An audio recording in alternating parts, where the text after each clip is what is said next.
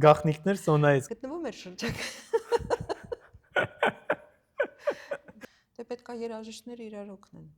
Քանի որ տուն թանգարան ամբողջությամբ անցել է արևային սնուցման եւ այն գումարները, որոնք մենք խնայել ենք,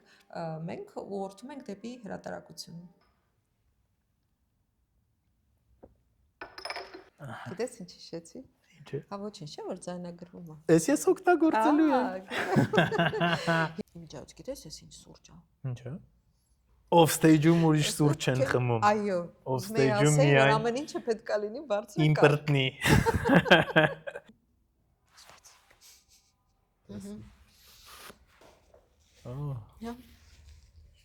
Ու մի հատ է գնացինք էս բա, մի հատ է գնացինք, կներեք։ Արծաթյա շքանշաներ, որը մի քանի տարի անց գողացան։ Այստեղ հիմա գնում ենք ընդեղ։ Արմեն ջան, դե սկսենք։ Գնացինք։ Գիտես ինչ հիշեցի։ Ինչ է։ Հա ոչինչ չէ, որ ձայնագրվում է։ Ես օգտագործելու եմ։ Հիշեցի, որ ես նստած էի ժյուրիի կազմում որոշ Որ ես էլ եմ նվագել։ Իսկ դու սենց մի հատ սիրունի կապուտաչա շեկ մազերով թմբլի կապուտաչա չէի, բայց կապուտաչայի տպավորություն էիր թողնում։ Բեմից։ Մամայից սերետ։ Այո։ Եվ շատ սենց երաժշտությամբ կլանված երևներ բեմում, որ դու սենց ամբողջությամբ երաժշտության մեջ ես դուրս եկար բեմից, բոլորի վրա այնքան դրական մի անգամից տպավորություն թողեցիր քո հենց բեմ մտնելով արդեն։ Ես այդ օրը այսօրապես հիշում այդ բաններ, Գեորգի Վարդևիչի անվան կոնկուրսներ, եթե չեմ սխալվում, Չայկովսկու դպրոցի դահլիճում էր, այո։ Ես այսօրապես հիշում եմ ու ես ինչ եմ հիշում, որովհետև այդ մեր առաջին շփումն է եղել, ասեմ ինչի, որովհետև ես որ մամայիս հարցրեցի ասիշուրի անդամներից Արմեն Գրիգորյան, բան, դե մամայիս հետ դուք լավ ծանոթ եք։ Ու այն որ տենց ասեց, արի գնանք կակրաս խոսենք, ծանոթացնեմ, բան ու այդ օրվանից տպավորվել է ու ով կմտածել են ժամանակ, որ հիմա էլ էս ձևաչափով ենք քեզ շփվելու, չէ՞։ Կյանք ինչ հետաքրքիր բան է։ Պատիվ է իմ համար դա։ Ինձ համար էլ շատ հետաքրքիր ու անակնկալ մի հատ էսպես մոտեցում է այլ շփման մեջի նկատի ունեմ, էլի դու ոչ միայն որպես երաժիշտ, որտեղ առաջին անգամ ես քեզ տեսել եմ բեմում որպես դաշնակահար, եւ հիմա շատ ուրախ եմ, որ դու ոչ միայն որպես երաժիշտ եւ դաշնակահար մեծ բարձունքների ես հասել եւ հաջողությունների, այլ նաեւ քեզ տարբեր ուղղություններում, տարբեր ձևաչափերով այսպես փորձում ես եւ ինքնահաստատվել եւ ինքնահարտահայտվել եւ շատ լավ ստացվում, շատ ուրախ եմ։ Մերսի շատ։ Ձեր օգնությամբ, որովհետեւ լիքը բան իրար հետ ենք մենք անում։ Դե պետք է երաժիշտները իրար օգնեն։ Եվ ոչ միայն երաժիշտները։ Այո։ Բայց հայ երաժիշտները հատկապես։ Այ դրա մասին մենք հեսա խոսելու ենք։ Մենք հեսա ամեն ինչից խոսելու ենք։ Գնացինք։ Հեսա մի հատ սկիզբը տանք։ Ես լավ սկսեցիք, ես ինձ տպավորությունից արդեն սկսեցի։ Բայց հենց հետաքրքիր էր, հենց նստեցինք, մի անգամից այդ կադրը աչքիս առաջ եկավ, որ դու ոնց ես դուրս գալիս բեմ։ Հա, մենք էլ ենք հիմա բեմում։ Քանի տարեկան էիր, երևի 11, 12 մաքսիմում։ Անկեղծ չեմ հիշում, բայց չէ, հեսա ես ասեմ, ես այդ ժամանակ Սերգեյ Գեորգիեվիչը ինձ նկատեց ու առաջարկեց, որ իր դասարանում ես սովորեմ ու ես հիշում եմ, որ այդ վերջին դասարանն էր Շուշանիկ Օգանեսյանների դասարանում ու ես շատ անկեղծորեն Շուշանիկ Օգանեսյանին դասեցի, Շուշանիկ Օգանեսյանն ասեց դու կարող ես գնաս սովորես, ասի, բայց ես այսքան տարի ձեր մոտ եմ ուզում ավարտեմ ձեր մոտ, բայց կարող եմ զուգահեռաբար ձեր թույլատվությամբ սովորեմ Սերգեյ Գեորգիեվիչի մոտ, տենց մասնավոր ինչ-որ դասեր բաներ ինքնից հետևի, ասեց հա սիրով ու այդ տարին էր, այսինքն ես 14-ի վերջ 15 տարեկան էի, հա։ Այդպես, միջին տարիք էր հիշում եմ, որ ոչ ավարտական, դպրոցում ոչ ավարտական դասարաններ։ Ողջույն բոլորին, այսօր հա, ի դեպ մի բան էլ ասեմ, նոր սկսենք։ Սա ըստ իմ հաշվարկներով գնալու է 2026 թվականի առաջին մեր off stage-ը։ Ու մի հատ խնդրանք, մեզ սալֆետկա պետք մի հատ, անձեռոցի կա պետք, որ ես բան անենք, բայց եթե կարելի է, հա, սա 26 թվականն է գնալու, так что մեր այս զապիսը մենք ցույց ենք տալիս, որ հիմա ենք անում, խնդիր չի, բայց սա որպես 26 թվի առաջին բան է գնում, հետ էլ ասում ու շատ լավ։ Ուսասում է անձեռոցի կները։ Կներեք էլի, որտեղ ես կարող ինչ-որ սուրճ լինի, հա, մաքրենք որ։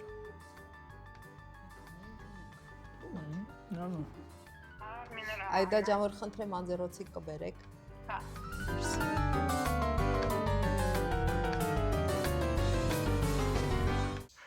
Ողջույն բոլորին։ Այսօր նորից Խաչատրյան տուն թանգարանում ենք, իմ շատ սիրելի Խաչատրյան տուն թանգարանում, իմ անչափ սիրելի ավակ ընկեր մեծատառով դաշնակար ու շատ հիանալի մարդ, մեր տանը շատ սիրված մարդ, ամենայն անկեղծությամբ ու մեր տանը ասելով, թե մամայի կողմից, թե կնոջս կողմից, վստահ եմ ապագայում Ֆելիքսի կողմից է, բոլորի կողմից շատ սիրված Արմինե Գրիգորյանի հետ է իմ զրույցը։ Շատ հատկանշական է, որ նոր զրուցում ենք, թե առաջին օֆստեյջը եղել է գրեթե նույն կադրի շուրջ, մենք էլի այստեղ ենք նկարել Սոնայի հետ, ու սա ամենայն հավանականությամբ 2026 թվականի սեզոնի, եթե կարելի ասել, առաջին էպիզոդն է լինելու, ու մենք նորից Խաչատրյան տուն թանգարանում ենք, որի համար ես անչափ ուրախ եմ, ու Արամ Խաչատրյանը տուն թանգարանը այդ ոնց որ մեր բոլորիս տունը լինի։ Դե մեր մայստրոն բոլորին միաբանում է։ Այո, չէ՞։ այո։ Միանշանակ։ Այո։ Շատ լավ։ Հիմա ավանդույթի համաձայն մենք գնում ենք հարցերով մեր դասախոսների վերաբերյալ։ Կուզեմ, որ մի երկու բառով խոսենք դասախոսներից, թե Սիգե Գյորգիևիչից, թե Գյորգի Վարդովիչից, ընդհանրապես մի քիչ պատմեք։ Արմեն ջան, երկու բառով իհարկե անհնար է խոսել նման մեծությունների մասին, որոնք թե Գեորգի Վարդովիչը, թե Սերգեյ Գյորգիչը իհարկե մեր դաշնամուրային կատարողական արվեստի ամենակարկառուն դեմքերից են, իսկ Գեորգի Վարդովիչը ընդհանրապես համարվում է հիմնադիրներից մեր հայկական կատարողական դաշնամուրային արվեստի, այնպես որ այս դպրոցը ներկայացնելը եւ իրենց մոտ ուսանելը դա եղել է իհարկե մեծ պատիվ եւ ես անչափ ուրախ եմ, որ ճակատագիրը ինձ բերել է դեպի այս ընտանիք եւ ես իրենց հետ շփվել եմ ոչ միայն որպես ուսուցիչ, աշակերտ, այլ նաեւ շատ ջերմ մարդկային հարաբերություններ են ձևավորվել եւ մինչ այսօր այդ ընտանիքը մեզ համար շատ հարազատ է եւ շատ մտերիմ։ Իսկ թե ինչպես եղավ, որ ես եկա Գեորգի Վարդովիչի դասարան, իհարկե դպրոցական տարիներին ես սովորում եմ մեկ այլ ուսուցչի մոտ, Կարինե Սմբատյանի, ում կրկին շատ շնորհակալ եմ, որովհետև հիմքը դրվել է բնականաբար իր մոտ, բայց երբ արդեն պետք է ընդունվեի կոնսերվատորիա, այսպես շատ կարևոր քայլ պետք է արվեր, որովհետև արդեն մտնում ես ավելի այսպես խոշոր, ավելի մեծ, ավելի գրավիչ եւ մի քիչ սխալ բառեր օգտագործեցի կամ որովհետև մտնում ես մեծ կյանք, այսպես ասենք, մեծ կյանք, թե բեմում, թե կյանքում եւ ուսուցիչը այստեղ էլ ավելի մեծ տեղ է գրավում, չնայած թվում է թե որ այն ուսուցիչը, որը սկզբնական ժամանակահատվածում է քո կողքին մեծ դերակատարություն ունի, բայց այս պահը, երբ որ անցումային է, երբ որ արդեն դու ամեն ինչ անում ես գիտակցաբար, երբ որ դու արդեն գիտակցաբար ես ընտրել այս մասնագիտությունը, ոչ թե քո ծնողներն են քո փոխարեն որոշել, որ դու պետք է երաժշտության ասպարեզում լինես, այնպես որ շատ այսպես ճակատագրական իրոք պահ է գալիս, հասունանում, եւ կային իհարկե տարբեր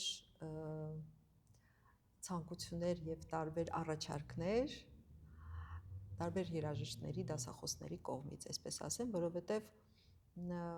այսպես շատ համեստ կարող է չհնչի, բայց արդեն ես դպրոցական տարիներին որոշակի ձևով ինձ արտահայտել էի որպես երաժիշտ եւ գուցե կոնսերվատորիա ընդունվելիս կային երաժիշտ դասախոսներ, որոնք ցանկանային, որ ես իրենց դասարանում սովորեի եւ առաջարկները շատ էին։ Եվ ես այնքան լավ եմ հիշում այդ պահը եւ Մարիկիս հետ քննարկում էինք, թե ում դասարան արժե գնալ եւ շարունակել ուսումը։ Եվ ես զարմանալիորեն այսպես շատ հստակ որոշում կայացրեցի եւ Մարիկիս ասեցի, գիտես ինչ, ինձ համար կարևոր չէ, որ ես դառնամ տարբեր միջազգային մրցույթների դափնեկիր, որովհետեւ հնչում էր թող գա մեր դասարան, մենք իրեն կդարձնենք միջազգային մրցույթների դափնեկիր, ինքը կդառնա կարիերայի համար եւ այլն շատ լավ կնի։ Ես ասացի, ես ուզում եմ երաժիշտ, լավ երաժիշտ դառնամ եւ ուզում եմ ընտրել Գեորգի Վարդովիչին, որովհետեւ ինքը ինձ համար խորհրդանշում էր բարձրակարգ երաժշտի, բարձրակարգ արվեստագետի այսպես անձեր խորհրդանշում եւ կարծում եմ որ շատերը ինձ հետ եթե ոչ բոլորը կհամաձայնեն ինձ հետ որ իրոք դա այդպես է եղել եւ առաջին դասին երբ ես եկա շատ հետաքրքիր էր այդ պահը որովհետեւ Գեորգի Վարդվիչը այն մարդկանց համար ովքեր որ մոտիկից իրեն չէին ճանաչում ինքը այսպես շատ խիստ գուցե որոշակի չափով պեդանտիզմ պեդանտ մարդու տպավորություն էր թողնում ես այդ 16-17 տարեկան աղջնակ էի այսպես մի փոքր մտավախություն կար որ առաջի դասին գուցե ինքը չհավանեի մոտեցումը կամ իմ պատկերացումները երաժշտության մասին եւ այլն եւ ես հիշում եմ որ դասից 2 ժամ առաջ եմ եկել եւ այդ 2 ժամը ես քայլում էի դասարանի այո դրան առաջ եւ ետ էի գնում անընդհատ եւ ինձ տրամադրում էի որ ոնց պետք է մտնեմ ոնց պետք է ողջունեմ ես իմ նոր ուսուցչին որ այսքան մեծատառով երաժիշտ է այսքան պատվաբեր է ինձ համար այս դասարանում սովորել եւ իրոք շատ մեծ մտավախություն կար իմ մեջ թե ինչպես նա ինձ կընդունի առաջին դասին եւ նույնիսկ վերջին պահին հիշում եմ որ հանեցի ականջողերս նոր մտա դասարան, դասի կարող էի կամ իրեն դուր չգա որ ես ականջողերով եմ եկել դասարան բայց զարմանալի մի բան կատարվեց հենց որ ես մտա դասարան ինձ տպավորություն ստեղծվեց որ ես իր հետ շփվում եմ արդեն տարիներ շարունակ եւ ինքը ինձ համար ոչ թե միայն ուսուցիչ է այլ նաեւ ոնց որ ինձ հարազատ պապիկ նո տարիքային առումով ինքը այդքան մեծ չէր բայց այդ ժամանակ ինձ թվում էր ինքը 60-անց էր այո արդեն մոտենում ենք այդ տարիքին բայց այդ ժամանակ ինձ համար ինքը այդ դերում կարող էր հանդիսանալ եւ միանգամից բոլոր իմ վախերը, բոլոր իմ անհանգստությունները անհետացան։ Մի հատ ջերմ եւ շատ ստեղծագործական եւ շատ դինամիկ, կյանքով լի մի միջավայր մտա ես եւ միանգամից հասկացա, որ ես ճիշտ տեղ եմ եկել, ճիշտ ընտրություն եմ կատարել։ Շատ եմ ցավում, որ երկար չկարողացա ես Գեորգի Վարդվիչի հետ շփվել, բայց ամեն մի դասը ես հիշում եմ մանրամասնորեն եւ կրկին, երբ որ այդ դասարանը, որտեղ մենք սովորում էինք, ռոյալները այնպես էին դրված, որ ուսուցիչը, դասախոսը նստած էր հետևում։ Ոնց որ հիմա Սիգեգեչը։ Այո, այդ նույն դասարանն էր։ Այսինքն դասարանի դասավորվածությունը չի փոխվել։ Եվ գուցե դա ինչ որ չափով անհարմար է, որովհետև դու չես տեսնում քո ուսուցչի ռեակցիան միանգամից, բայց մյուս կողմից էլ մի քիչ ավելի ազատ ես, որովհետև այդ ամենը չես տեսնում։ Բայց ես միշտ հիշում եմ, որ երբ որ նոր էի նստում գործիքի մոտ եւ սկսում էի նվագել, շատ անհանգիստ էի։ Մոտս հարցեր էին առաջանում, կասկածներ էին եւ այլն։ Հենց որ Գեորգի Վարդվիչը գալիս էր նստում էր իմ կողքը, նոտաների հետ գալիս է, որտեղ գիտեք, չէ՞, ժամանակ ոնց էր Արմեն ջան, եթե դու գալիս էիր քո պրոֆեսորի մոտ դասի, դու չէիր կարող գալ եւ նստել նոտաներով նվագել։ Դու պետք է առաջին դասից, ամենաշատը երկրորդ դասից բոլոր գործերը անգիր բերեիր նվագեիր եւ դա վերաբերում էր եւ Բախի 4 ձայնանի ֆուգայի եւ ամբողջ սոնատային Բեթհովենյան եւ ասենք Շոպենի բալադ եւ այլն։ Դա ուղղակի անհարգալից կլիներ, եթե ես նոտաներով նվագեի, իմ ուսուցիչն էլ հետևից կամ հեռվից դա լսեր։ Այնպես իսկ ինքը նոտաներով մոտենում էր, դնում էր նոտաները պյուպիտերին, նստում էր իմ կողքի, եւ ես միանգամից հասկանում էի, թե ինչ է ինձանից պահանջվում։ Շատ այսպես հետաքրքիր մի հատ մտերմություն առաջացավ մեր մեջ եւ ցավոք սրտի վերջին տարիներ եւ իր կյանքի վերջին տարիներ ինքը հաճախ էր վատառողջ մի քանի անգամ նույնիսկ հիվանդանոցում հայտնվեց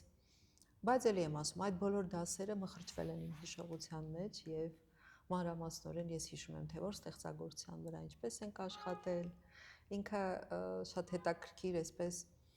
ծրագրեր ուներ ինձ հետ ասում էր որ я из тебя сделаю шопинистку, ты будешь шопинисткой։ Ինչ որ պլաններ ուներ։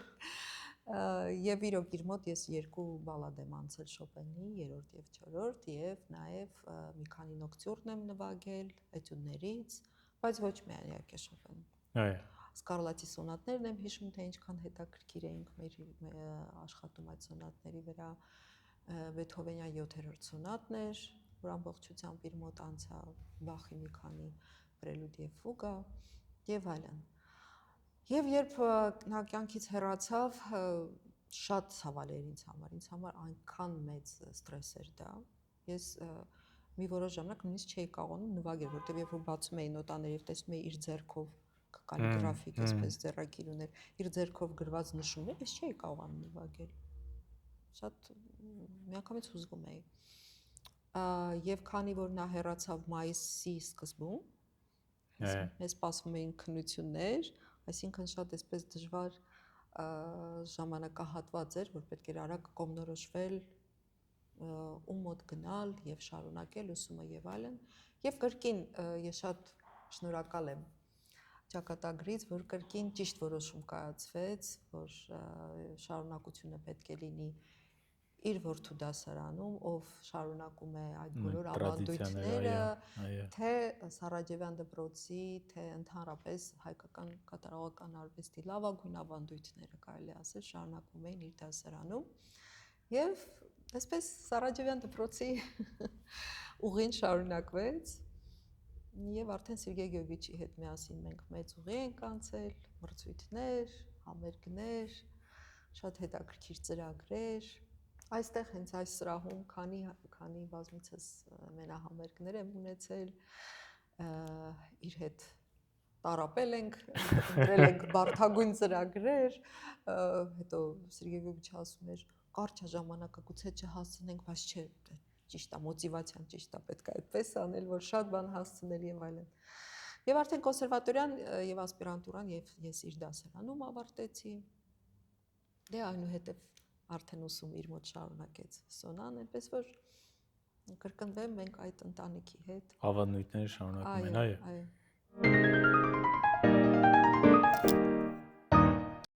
Շատ լավ է։ Երկար կտրելու բան կունենաս։ Կտրելու բան չեմ ունենա, որտեղ ամեն ինչ հիանալի է։ Չէ, շատ լավ է ամեն ինչ, Տիկին Արմինե ջան։ Իսկ գիտեք ինչ հետաքրքիր է, այս պատմության մեջ որ դուք պատմում էիք ընդհանրապես Գեորգի Վարդևիչի մասին, իմ մոտ այնպես տպավորություն է, որ դուք պատմում եք Սերգեյ Գեորգիեվիչի մասին, որովհետև երբ որ դուք ասում եք, որ չգիտեմ, վախենում եք առաջին դասից առաջ, բայց հենց մտակ լրիվ թուլացակ, այն որ տենց, այն որ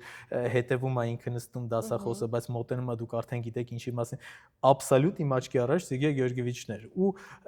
ինչ շատ հետաքրքիր է, արդյոք անցումը Գեորգի Վարդևիչից ինչքան է ցավալի անցում էր,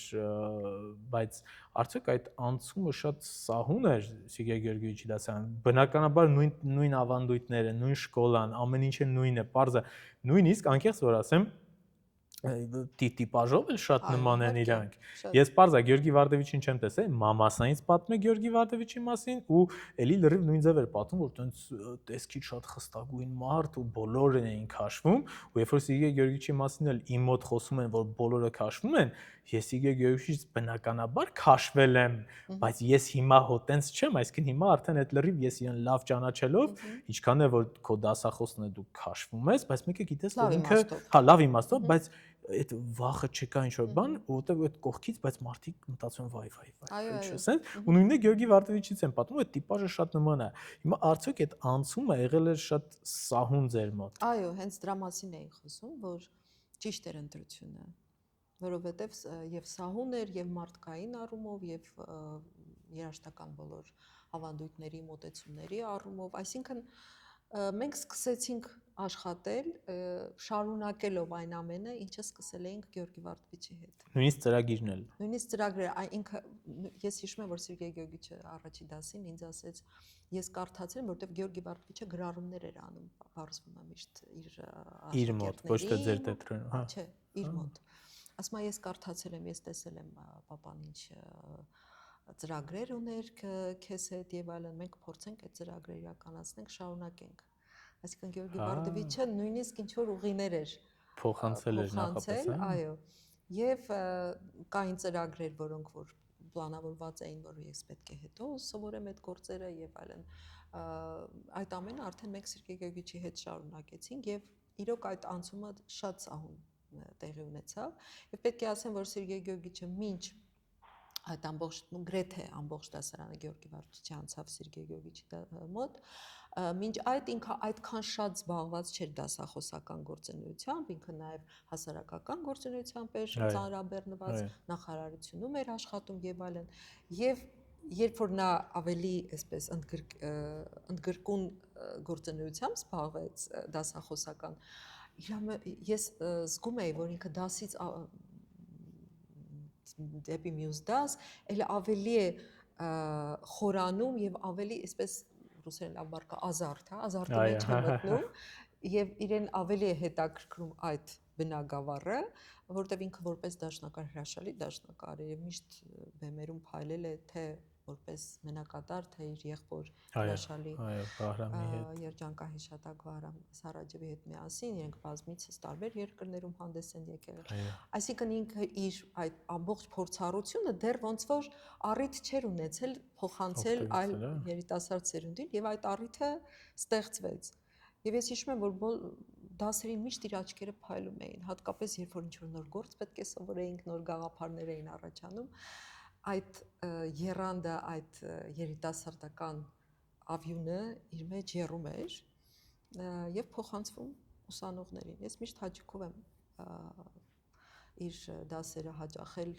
եւ այնուհետեւ Սոնայի հետ միասին արդեն եւ միշտ մի նոր բան լսել եմ դասի ժամանակ, որտեղ ինքը միշտ աշխատել է իր վրա, երբեք կարծրացած չի եղել, երբեք ստերեոտիպներից կախված չի եղել, միշտ փնտրել է նորը, միշտ հետաքրքրված է եղել այլ ինչ որ ձևաչափ, այլ ուղղություն, այլ մոտեցում փնտրելով եւ գտնելով, այդ ամեն ինչը փոխանցելով իր ուսանողներին, դե Արմեն ջան, դու կարող որ ուսանել ես իր դասարանում, փայլուն այդ ամեն ինչը իհարկե գիտես։ Absolute լրիվ ինչ որ ասում եք իմ մտքում էլ է տենց Տիկին Արմենե ջան շատ հարազատ է, հա, ու ես մտածում եմ, որ օրինակ ճիշտ է լսողին եւ դիտողին շատ հետաքրքիր է, բայց ինձ մի էլ ավելի խորացված հարց է հետաքրքրում, եթե կարելի է, օրինակ Սերգեյ Գեորգիչի հետ կապված շատ բազմիցս արդեն խոսել ենք, թե Սոնայի հետ հենց առաջին off-stage-ի ժամանակ, հետո արդեն Լիլիթի հետ ենք խոսել եւ ապագայում էլ բան կա, որ էլի պետք է խոսենք, բայց օրինակ Գեորգի Վարդովիչի մասին ես մի քիչ կուզենայի ավել խոսել, որտեղ ինձ հետաքրքիր օրինակ պատասխանատվությունը Տիկին Արմենե ջան, որպես հենց դաշնամուրային դպրոցի, կարելի ասել հայ դաշնամուրային դպրոցի հայր հիմնադիր որպես դասախոս ունենալը արդյոք շատ մեծ էր պատասխանատվություն ու արդյոք կա օրինակ ինչ-որ մի բան, որը որ մինչ այսօր հենց մեթոդաբանության առումով մեղված է ու միշտ դա օգտագործում եք, անում եք, հիշատակում եք, արդյոք այդպես բաներ կան։ Կան, իհարկե, կան ինչ-որ հենարաններ կան, որոնք պարտադիր հիշողության մեջ կան եւ այն ինչպես ճիշտ բառ ասեցիր մեթոդաբանության մեջ եւ գուցե այն ժամանակ այդքան ես դեռ չէի հասկանում այդ պատասխանատվությունը եւ այդքան գուցե չէի արժևորում, որովհետեւ շատ երիտասարդ էի, բայց քանի մեծանում եմ, ավելի շատ եմ դա հասկանում, որ դա ինչ մեծ բախտավորություն է եղել եւ իրոք այդ պատասխանատվությունը հասկանում եմ, որ այս դպրոցի ներկայացուցիչ եմ։ Այո։ Դա պատիվ է, բայց նաեւ պատասխանատվություն է։ Որովհետեւ այստեղ մի քանի բառով դժվար է իհարկե ներկայացնել այդ դպրոցը, Սարաջևյան դպրոցը, որի հիմքում հենց Գեորգի Վարդովիչն է, իսկ իր արմատները գիտես որտեղից են գալիս։ Սանկտ Պետերբուրգ, Սավշինսկի, Նիկոլաև, դրանից առաջ մինչև Բեթհովեն հասնում։ Մինչև Բեթհովեն, այո։ Բարձրաճաշակ, խստապահանջ եւ շատ այսպես ոչ կարծրացած, բայց շատ ուշադիր եւ մեծ հարգանքով դեպի այն ստեղծագործությունները, դեպի այն հեղինակները, որոնց գործերը դու կատարում ես։ Այդ օրինակ վստահաբար ես կարող եմ ասել, որ չափանիշներ են եւ հատկանիշներ են, որոնք պատկանում են այդ դպրոցին։ Օրինակ մի փոքրիկ դրվագ պատմեմ։ Իդեպ ասեմ, որ քանի որ լինում էր որ ես կոնսերվատորիայում ասենք 1 ժամ ազատ ունեի եւ այլն եւ գիտեի որ Գեորգի Վարչը այդ պահին այլ ուսանողի հետ է պարապում եւ իսկ ինձ հետաքրքիր էր այդ ամենը լսել ես մեկ անգամ իրեն խնդրեցի ասի Գեորգի Վարդիչ եթե ես ազատ ժամանակ ունենամ թույլ կտակ կամ լսեմ այլ ուսանողի դասը ասեցի իհարկե Արմինե ջան սա քո հարազատ սենյակն է դասարանն է երբ ուզում ես արի եւ ես շատ հաճախ էի օգտվում գալիս էի լսում էի այլ դասերը եւ հիմա շատ ուրախ եմ որ այդ հնարավորությունը ունեցել եմ երեքա խելք ունեցել եմ որ օգտվում եմ այդ առիթից եւ մեկ անգամ հիշում եմ որ Բեթհովենի սոնատներ նվագում իր ուսանողներից մեկը հիմա չեմ հիշում կոնկրետ ինչ ֆրազիրովկային էր վերաբերում թե ինչ որ ագոգիկային էր վերաբերում ինչ որ մի բան էր որ Գեորգի Վարչը գուցե մի դաս առաջ իրեն ասել էր բայց նա նորից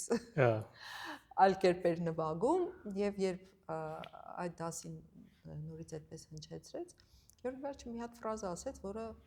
շատ տպավորվեց եւ մինչ այսօր հիշում եմ ասեց գիտես ինչ մի բան եմ մտածում եթե հիմա Բեթհովենը մտներ սենյակ եւ ասեր այստեղ պետք է այսպես նվագես դու տենց կնվագեիր ասում հա իհարկե դե ասում ասել է այդ մարդը չէ դες գրել է նոտաներում այսինքն ինքն է ասել ուրեմն պետք է այդպես անես այսպես մի հատ ֆրազայով ինքը ամեն ինչ դրեց տեղ էլի որ իր ասածն է չէ դա ոչ թե ես իհարկե փոխանցում եմ եւ մեկնաբանում եմ բայց ինտերպրետացիայով հա բայց դա իր ասածն է հեղինակի ասածն է ինչ իրավունքով դու դա չես կատարում շատ լավ էր ասված այո եւ նման շատ բաներ կային հետո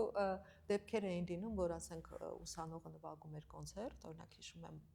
Ռախմանինովի երկրորդ կոնցերտն էր մեկը նվագում ուսանողներից ինձ ասեց դու ոնց որ լավ ես կարդում тебя хорошая читка с листа կուզենաս նվագես հետո ես ոգևորվեցի որտեվ իրոք եւ շատ էի սիրում նոր բաներ նվագել ասեցի հա իհարկե կուզենամ նստեցի սկսեցի նվագել ու ինձ համար դարավ դա մեկ էլ այլ դաս հա որ ես որպես երկրորդ դաշնամուրի մոտ նստած երաժիշտ դաշնակահար նվագում եմ մենակատարի հետ այսինքն այսպես հնարավորություններ էր ստեղծում նաև Գեորգի Վարչը եթե տեսնում էր ցանկություն դիմացից ցանկություն ինքը միշտ բաց էր Հետաքրքիր էլի մոտ դուք խոսում եք Գեորգի Վարդևիչից իմ աչքի առաջ Սիգե դա շատ բնական է հա ու շատ հետաքրքիր է ցավոք սրտի ես ափսոս չեմ տեսել Գեորգի Վարդևիչին բայց այն որ մենք բոլորս նույն ավանդույթների շարունակողն ենք այդ իրոք մեծ պատիվ է ու այդ մեծ պատասխանատվություն էլ է իսկ իր ստեղծագործությունները դա շալի գոհարները ես միշտ երբ որ առիթներ եմ ունեցել մենահամարգներով հանդես գալ պարտադիր ընդգրկել եմ այդ գործերը իսկ Սոնայիդ միասին մենք նույնիսկ ձայնագրել ենք սյուիտը երկու դաշնամուրի համար թե Գեորգի Վարչի թե Սերգեյ Գյոգիչի միշտ մեծ հաճույքով եմ կատարել կրկին այդ նույն բարձրակարգ եւ բարձրաճաշակ երաժշտի դիմագիծը իր ստեղծագործությունների մեջ միանգամից թե հնչում է թե երևում է այո այդ փոխանցումն էլ հենց օրիգինալ երաշտ մեղեդու եւ նաեւ այդ հարմոնիաները ինչքան հարուստ ձևով է դա փոխանցված այո իրոք ֆանտաստիկ է ու չգիտեմ եթե դուք էլի բան ունեք ասելու իմ համար լրիվ հերիք էր որտեվ այն առումով որ այնքան սենց գեղեցիկ ամեն ինչ ներկայացրեցիք որ իրոք ես գիտեմ որ ժամերով կարող ենք խոսել բայց այն նոտայի վրա էս մի բաժինը ավարտենք որ իրոք ես նախ շատ ուրախ եմ որ մենք Գեորգի Վարդևիչից վերջապես off stage-ի շրջանակներում խոսեցինք որովհետև իրոք նենց ֆիգուր է որի մասին բոլորը պետք է իմանան որտեղ Սերգեյ Գյոգիչի մասին ինչքան է որ շատ ենք խոսել բայց Գեորգի Վարդևիչից հենց չենք խոսել ու շատ ուրախ եմ ու իմ համար իրոք մեծ պատիվ է ձեր պատմություններից հետո էլ որ մենք բոլորս նույն դպրոցի շարունակողներն ենք այո մի բան էլ ավելացնեմ մեր արխիվում թանգարանի հավաքածուում հայտնաբերել եմ Խաչատրյանի դաշնամուրային կոնցերտի նոտաները որոնք մակագրված են Խաչատրյանի կողմից Գեորգի Վարդևիչին վայ այդպես եզակի յուրատուկ որ կարծես եթե չեմ սխալվում Աննա Միխայելովնան Գեորգի Վարդևիչի կինը փոխանցել է թանգարանի հավաքածուին վայ ինչ հավես է Մանավանդ այս, եթե լսվում է կադրից են կողմ, որ մեր կրթական ծրագրի հրաշալի բալիկները որոնք ընդհանրապես իրոք չեն խանգարում, ավելի բան ասենց մեր առօրյա ոգեշնչով, հա, ասենց գեղեցիկ գեղեցիկ։ Ես հուսով եմ, որ սա լսվում է միկրոֆոններից են կողմ, բայց այդ շատ բան էր, որ ստորագրված, ասենց Խաչատրյանի, հա։ Ֆանտաստիկ։ Մի հատ ստոպ տամ։ Բաներ հետաքրքիր ամենավերջի դասը, որից հետո էլ չհանդիպեցինք, այնց հետաքրքիր էր միշտ դասի ավարտին ինքը ինձ ասում էր, ну, в следующий раз принесешь то-то. Այսինքն ծրագիրը մեծ էր, ամեն դասի չէ, որ ամբողջ ծրագիրը կարելի էր բերել։ Պարտադիր դասի վերջում մենք պայմանավորվում ենք, թե մյուս դասին ես ինչ եմ բերելու։ Իսկ այդ անգամ այնպես եղավ, որ իրեն կանչեցին ինչ-որ այլ դասարանից։ Ինքը դուրս եկավ, ասաց, я скоро вернусь, ու իրեն նման չէր իհարկե, մի 15 րոպե չկար, իսկ ես ուշանում էի արդեն այլ դասի, դե արդեն դասս ավարտել էի, ու դուրս եկա, ասի լավ, հետո հեռախոսազանգով կճշտեմ, թե ինչ պետք է նվագեմ։ Աստորեն մենք չպայմանավորվեցինք հաջորդ դասին, ես ինչ եմ բերելու։ Դա վերջին դասն էր, վայ։ Բայց իրոք այդ բանը շատ։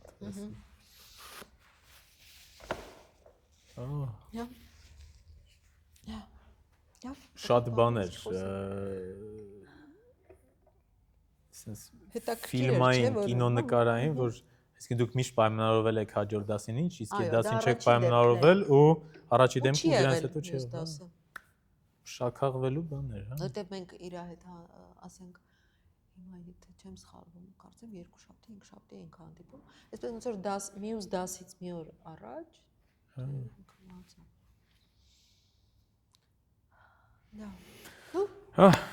ասենք առաջ։ Տիկին Արմինե ջան, շարունակենք։ Իհարկե։ Շարունակենք։ Տիկին Արմինե ջան, հիմա արդեն սենց այդ դասախոսական, այդ պրոֆեսորա դասախոսական պահը անցնելով ուզում եմ ավելի շատ խոսենք հենց ձեր կատարողական արվեստից, ասեմ, մի հատ sense նախաբան ասեմ, որ այն գործերը, որոնք որ YouTube-ում կան, մանավանդ Խաչատրյանի տոկատը ձեր կատարում, իսկ ես դա շատ եմ դաս տալիս ու մանավանդ հայերին, ովքեր որ տենց գալիս են նոր աշակերտ կլինի, ուսանող կլինի, ով որ մարդկա որ հատուկ եկել է իմ մոտ այդ տոկատը սովորելու, ես միշտ ասել եմ, որպես օրինակ գնում եք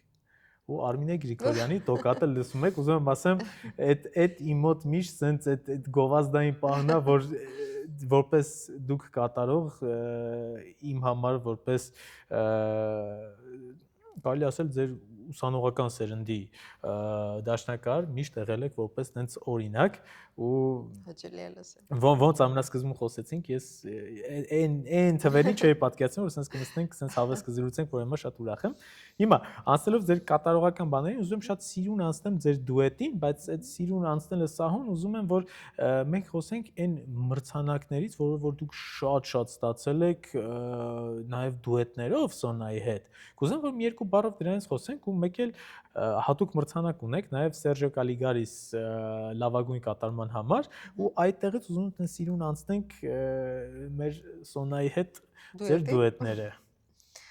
Այդ շատ հետաքրքիր թեմա է իհարկե։ Իդեպ ասեմ, որ ես երբ ուսանող էի, Սոնան ծնվեց, երբ ես դեռ ուսանում էի կոնսերվատորիայում։ Եվ մի հետաքրքիր բան ասեմ, շատ դասախոսներ, երբ որ իմացան, որ ես այդ քայլին դիմել եմ, ոչ միայն ամուսնացել եմ, այլ նաև երեխա պետք է ունենամ, ասում էին. Վայ, ոնց ես դու մեզ տխրեցրել, վայ, մենք շատ անդրամադիր ենք, վայ, մենք շատ տխրում ենք, որովհետև բոլորի մոտ առաջացավ այն միտքը, որ բնականաբար ես այլևս չեմ, այո, չեմ այդքան ակտիվորեն զբաղվի իմ մասնագիտությամբ։ Չգիտեին, որ հակառակը ավելի Դե դժվարանալու է, բայց ամեն դեպքում հա։ Եվ երևի դասախոսներից մեկն էր Սերգեյ Գյոգիչը, որ շատ ուրախ էր։ Այդ լուրը երբ լսեց, ինքը շատ ուրախ եւ դրական արձագանքեց։ Եվ այդ տարիներին այն ժամանակահատվածներ, որ ես արդեն հասունացել էի, միջազգային մրցույթների էի պատրաստվում եւ մի քանի շատ հեղինակավոր մրցույթներից հրավերներ էի ստացել եւ այլն, բայց ամեն անգամ, երբ պետք է ես մասնակցեի մեկնեի որևիցե մրցույթի, կամ Սոնան հիվանդանում էր, կամ ինչ-որ այլ խնդիր էր առաջանում, հետո հիշենք, որ դա այն տարիներն էր, երբ որ մեզ մոտ ընդհանուր առմամբ շատ ծանր իրավիճակներ ստեղծվեցին, պատերազմական, սով եւ այլն եւ այլն, այսինքն ամեն անգամ ինչ որ օբյեկտիվ, սուբյեկտիվ պատճառներով ես չէի կարողանում մեկնել մրցույթի, չնայած արդեն ամբողջությամբ պատրաստ ծրագրով այդ քալին պետք է դիմեի։ Եվ հետաքրքիր ստացվեց, որ ես իմ առաջին լուրջ միջազգային մրցույթի դափնեկրի կոչման արժանացել եմ արդեն Սոնայի հետ միասին։ Այսինքն եւ Սոնայի հետ միասին դուետ որպես եւ որպես մենակատար մենք միասին էինք մեկնել մրցույթի։ Այսինքն երբ պատրաստվում էինք, սկզբում ընտրեցինք մրցույթ Սոնայի համար, ով 13 տարեկան էր։ Իտալիայում մրցույթ էր, շատ հետաքրքիր, որ ծրագիրը իր մոտ պատրաստ էր, մինչ այդ արդեն ինքը այդ ծրագրով այլ մրցույթի էր մասնակցել, որոշեցինք մեկնել եւ մասնակցել, Հռոմում էր այդ մրցույթը։ Հետո պարզվեց, որ այդ օրերին, նույն օրերին, կա մեկ այլ մրցույթ, շատ հեղինակավոր մեծ մրցույթ, որը կազմակերպվում էր Շոպեն ասոցիացիայի կողմից եւ Մարչելո Կրուդելի իրենց ճանաչված դաշնակահարի, շատ բարդ 4 տուրից էր բաղկացած եւ այլն, ավելի այսպես մեծահասակների, այսպես ասենք, մրցույթ էր եւ ես մտածեցի, եթե մեկնում ենք, ստուգեցի, տեսա, որ ծրագիրը գրեթե ես ունեմ։ Եթե մեկնում եք, իսկ այն ժամանակ շատ բարդ էր երկրից դուրս մեկնելը եւ հիմա շատ ավելի իհարկե հեշտացել է, մտածեցի, կարելի է փորձել նաեւ այդ մրցույթին էլ ես կմասնակցեմ որպես մենակատար։ Հետո պարզվեց, որ նույն օրերին նաեւ դուո մրցույթ կա նույն Հռոմում։ Այսինքն մենք որոշեցինք միանգամից 3 նապաստակ սպանել, ոչ թե 2։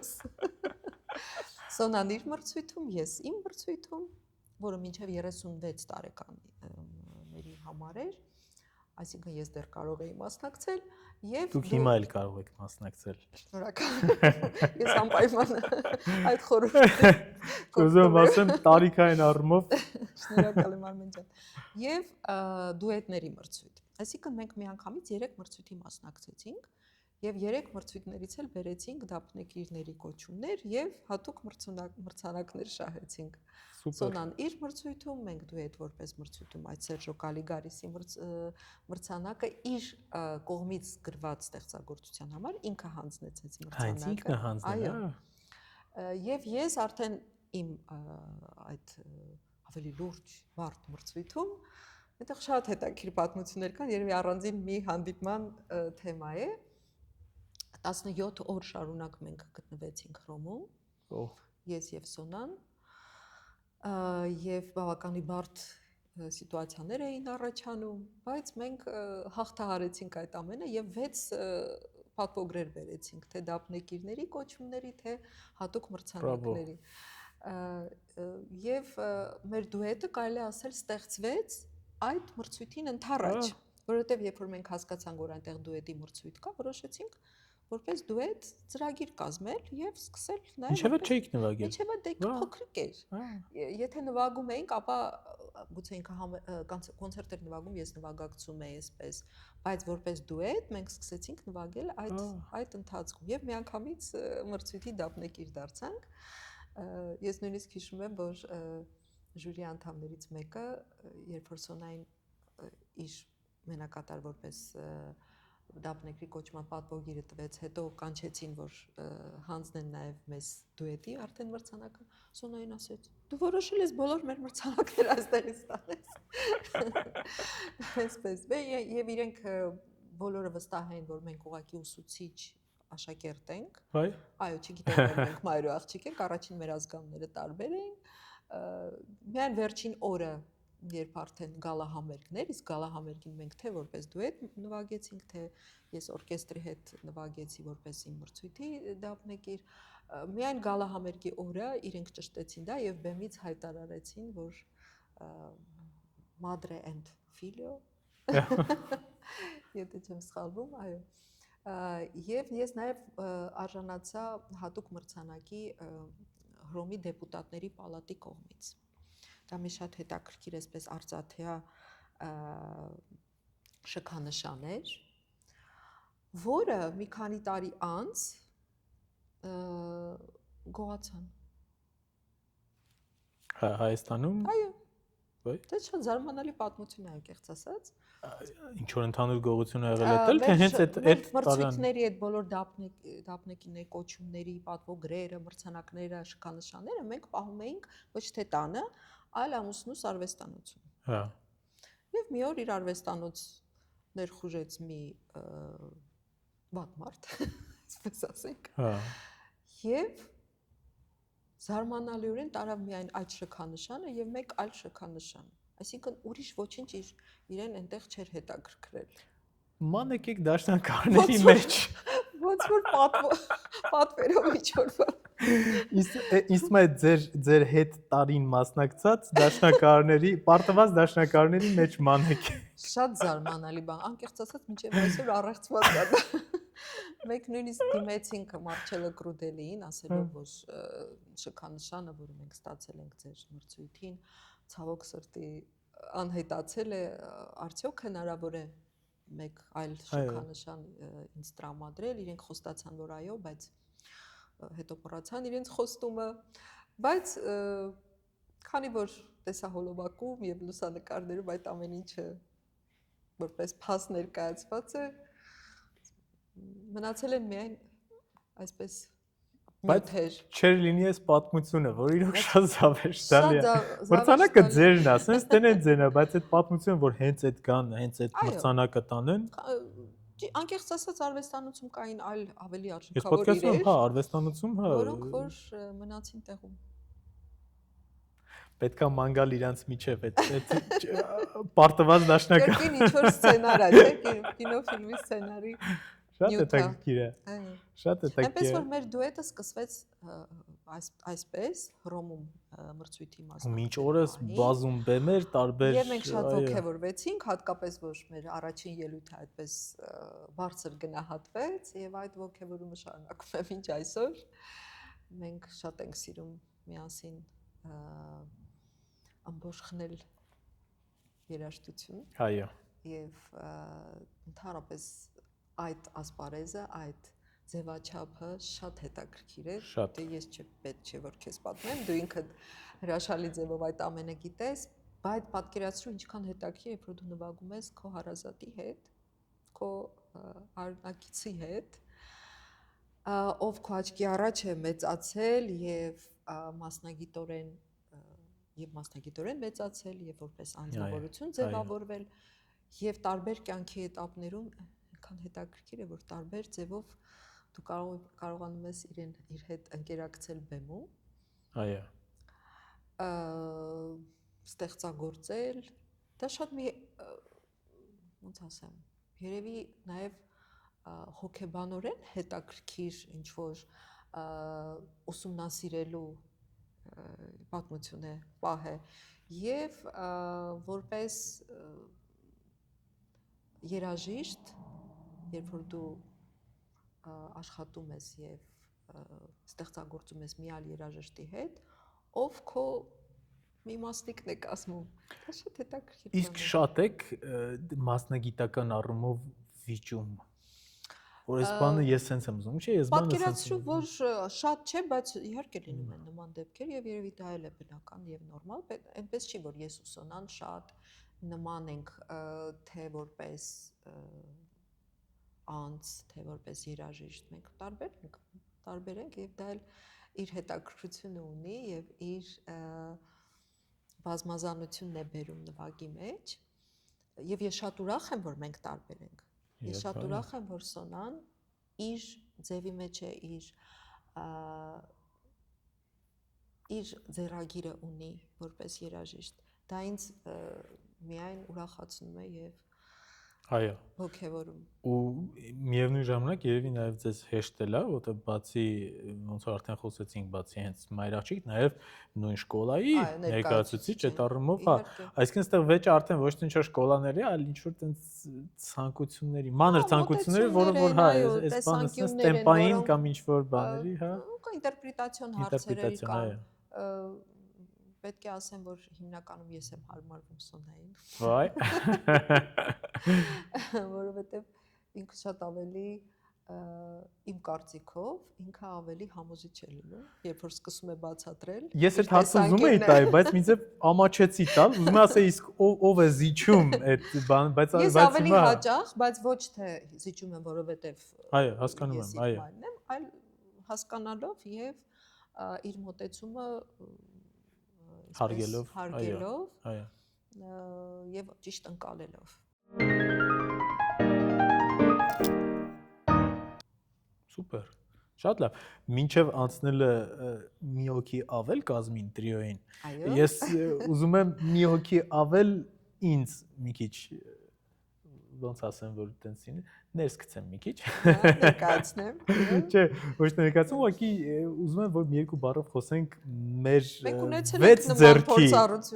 փորձառությունը հենց այստեղ ռայալը հիմա գրեթե տեղադրած մեջտեղում այս դահլիճում մենք 6 ձեռք նվագեցինք Նաիրա Խաչատրյանի փոխադրումը Վարդագույն աղջիկների շատ ֆանտաստիկ փոխադրումը մինչ այսօր ես ինչ եմ ուզում դա ասեմ մինչ այսօր ինձ նոտա են ուզում ես ամոթաբար դեռ ոչ մեկին, 2 հոգու 3 հոգու տվել եմ, բայց ամոթաբար դեռ չեմ տարածում, որովհետև ես միտք ունեմ անպայման, որ ինչ որ դա թե հայդաշնականների կայքում ինչ որ մի տեղ դա իր տեղը գտնի, որտեղից հնարավոր կլինի ոչ թե անձնապես ուղարկի, այլ մարդ մտնի, հանգիստ քաշի դա, ունենա անվճար ուղղակի իր օրինակը, հա, ու ապրեցնի այդ 6 ձեռքը, ուզում եմ ասեմ, որ բավականին մեծ արձագանք ստացավ մանավանդ Facebook-յան հարթակում ես անցած ամառեի ճիշտը որ ասեմ բան արել ստուգել հիմա ես ճիշտ ասեմ չեմ ստուգել կարելի է ստուգել այդ տակը գրել 50000 Facebook-ում 50000 դիտում էր հավաքել ընդհանրապես այդ կարճ ֆրագմենտը ու բավականին մեծ արձագանք ու տենց նես տպավորություն ոնց որ տենց Հայաստանում ընդունված չէր 6 ձեռք ինչ բան չնայած գիտեմ որ Հայաստանում ընդհանրապես դա եզակ հա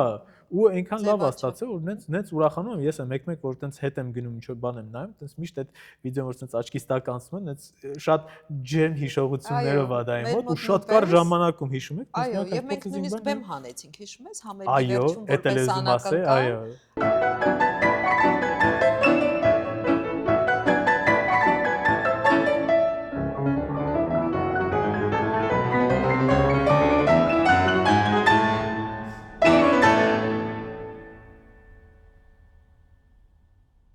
Ես շատ ափսոսում եմ, որ երբ մայիս ամսին 2025 թվականի մենք Սոնայի հետ միասին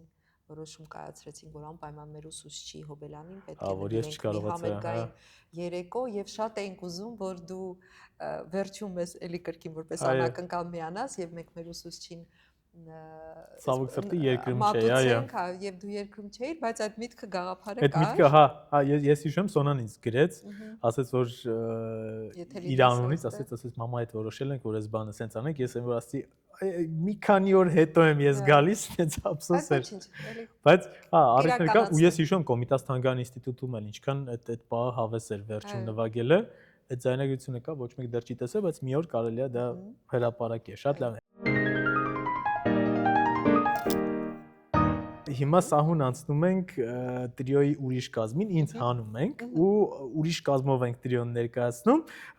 Կարեններին, Կարեն Շարգադյան եւ Կարեն Քոչարյան։ Կուզեմ որ մի քիչ հենց Խաչատրյան տրիոյի, Խաչատրյանի անվան տրիոյի ձևավորման մասին խոսենք, թե ինչպես գաղափարը եկավ, ընդհանրապես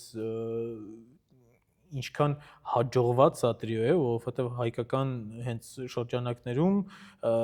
տրիո, որ այսքան տարի ինքը անընդհատ բարձրունքում լինի, կան էլի, շատ կան, բայց երբ որ ասում ենք հայկական ինչ-որ տրիո, առաջինը գալիս է Խաչատրյանի տրիոն, ու համենայն դեպս իմ մոտ։ Շնորհակալ եմ Արմեն ջան հարցի համար, էլի շատ հետաքրքիր պատմություն է, գիտես, ամեն մի հարցիդ ետևում կամ հարցի պատասխանի մեջ շատ հետաքրքիր Իզուր չէ, որ երբ որ կան։ մենք նից այստեղ Սոնայի հետ նկարում ենք, ամենայն անկեղծությամբ կասեմ, այս հարցերը ես ճիշտ է այս վերջերս եմ հենց ձևակերպել, Ահա, բայց այս հարցերը իմ ուղեղում, երբ որ ես արդեն դեռ պտտվում էին, հա։ կնոջս Սվետայի հետ խոսում էի, որ ես ուզում եմ սենց ինչ-որ զրույցներ անել, բան, միշտ ասում եմ, այ որ Արմինեի հետ այս բանը, այս հարցը, այս բանը կարելի է քննարկել, ուզում ասեմ, իզուր չէ, այս վաղուց բանից է։ Հասունացել է։ Դե ընդհանրապես ասեմ, որ ես կամերային երաժշտություն շատ եմ սիրում։ Դեռ երբ որ դպրոցում էի ուսանում, իսկ այն տարիներին կամերային երաժշտությունը այդքան ոչ թե զարգացած չէր, այդքան պոպուլյար չէր Հայաստանում, հա։ Բոլորը ուզում էին մենակատար դառնային։ Եվ եթե ինչ-որ մի խումբ տեսնում էի, դա եզակի դեպքեր էին։ Եվ ես բոլորին խնդրում էի, ասում եկեք միանանք, տրիո նվագենք, դուետ նվագենք եւ այլն։ Իմ ցանկությունը այդքան էլ դրական էմոցիաներ չէր առաջացնում իմ գործընկերների կամ իմ ընկերների շրջանակներում։ Ես նույնիսկ հիշում եմ, որ 5-րդ թե 6-րդ դասարանում, այսինքն այդ տարիքից այդ սերը իմ մոտ կար, ես հատուկ նստել էի եւ ջութակի եւ դաշնամուրի համար իբր սոնատ էի հորինել, որ առաջարկեմ ինչ-որ մեկ ինձ հետ այդ նոտաներն մինչ հիմա կայդ է։ Ոայ, Հա, ձեռագիր սենց գրել եմ։ կատարվել է։ Չէ, դե Վայ, ինչ ափսոս։ ուզում եմ ասել, չեմ կարծում որ շատ այդպես արժանի է կատարման, բայց այնքան ցանկությունը մեծ էր, որ այդ պատրվակով նույնիսկ ուզում էի գրավել իմ դասընկերներին կամ չգիտեմ այնտեղ ավելի բարձր դասարանի որևիցե մի ջութակարին, ով ինձ հետ կնվագեր։ Եվ կրկին ասեմ, որ շատ երջանիկ եւ բախտավոր եմ, որովհետեւ այդ ասպարեզում էլ ունեցել եմ հրաշալի ուսուցիչներ, Շաքե Արամովնա Չաուշյան, Հա, Շաքե Արամովնա, Կարեն Արամվիչ Կոստանյան, իսկ կոնսերվատորիայում արդեն Իրեն Անուշավանա Տեր-Ղևոնդյան,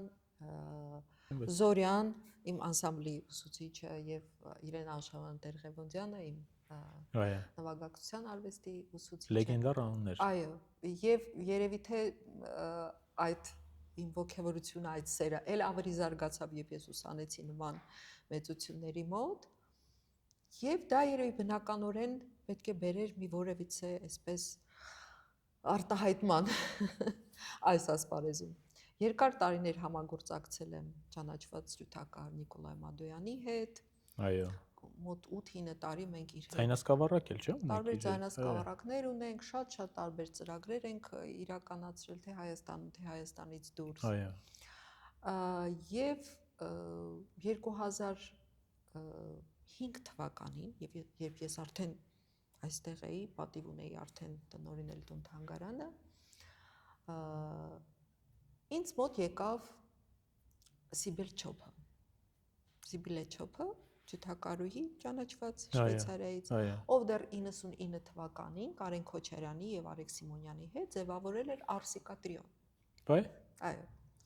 Եվ այդ տրիոն բազմիցս արդեն ելույթներով հանդես էր եկել թե Հայաստանում, թե Հայաստանից դուրս, հետո մի քանի անգամ կազմեր էին փոխվել,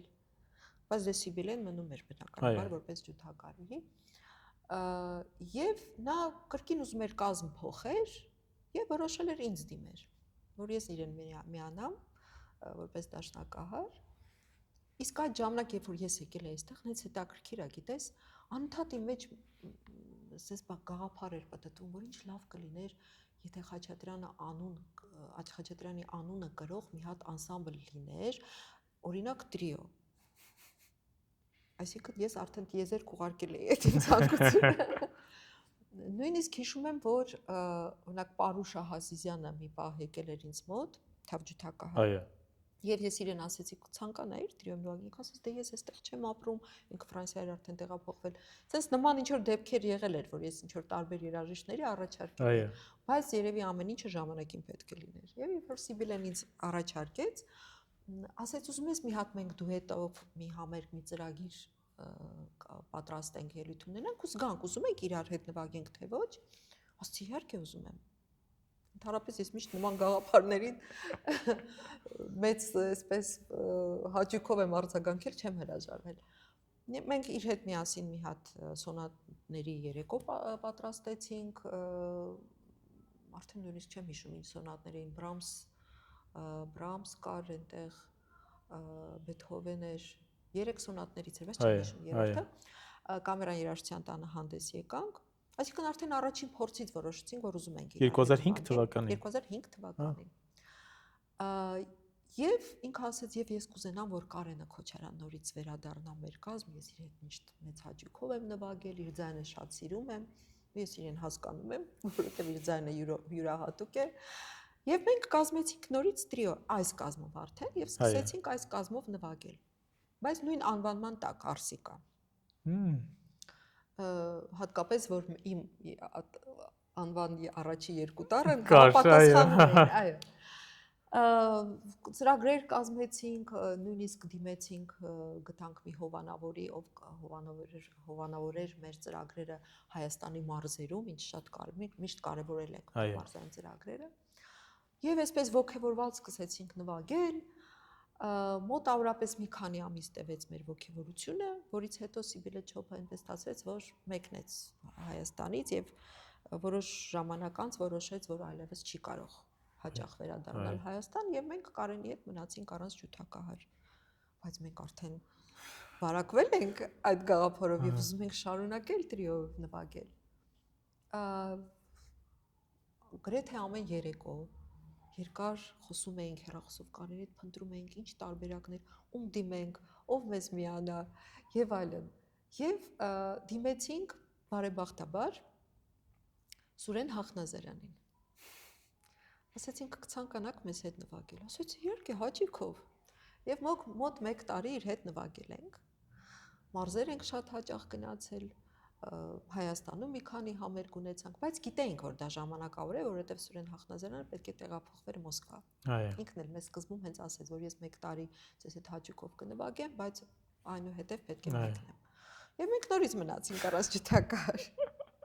Բայց մինչ այդ դեռ 2004 թվականի մայիս ամսին, իսկ ես այստեղ եկել եմ հունիսին, այսինքն մինչ իմ այստեղ գալը, Հայաստան եկավ համերգներով Կարեն Շահգալյանը, ջութակահար, ով այն ժամանակ այսպես Ռուսաստանից եկած աստղ էր, ով փայլում էր բեմերում եւ նա եկավ մի քանի համերգներով, սիմֆոնիկ օրկեստրի հետ հանդես եկավ, ֆիլհարմոնիկ օրկեստրի հետ, կամերային օրկեստրի հետ հանդես եկավ եւ ես այդ կամերային համերգին հրավիրված էի։ Դիրիժոր Ռուբեն Ասատրյանն էր, ով ինձ հրավիրեց այդ համերգին, եւ ես շատ լավ հիշում եմ, որ ես վերջի պահին եկա, որովհետեւ գիշերն էի վերադարձել շրջագայությունից եւ Ռուբեն ինձ անգեց ասեց անպայման կգաս այդ համերգին, շատ լավ ջութակահար է, ուզում եմ դու իրեն լսես եւ այլն։ Եվ ես վերջին պահին եմ մտել դահլիճ, լեփլեցուն դահլիճ, ոչ մի տեղ չկա,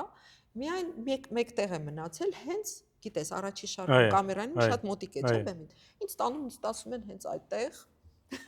եւ դուրս է գալիս կամերային օրկեստրը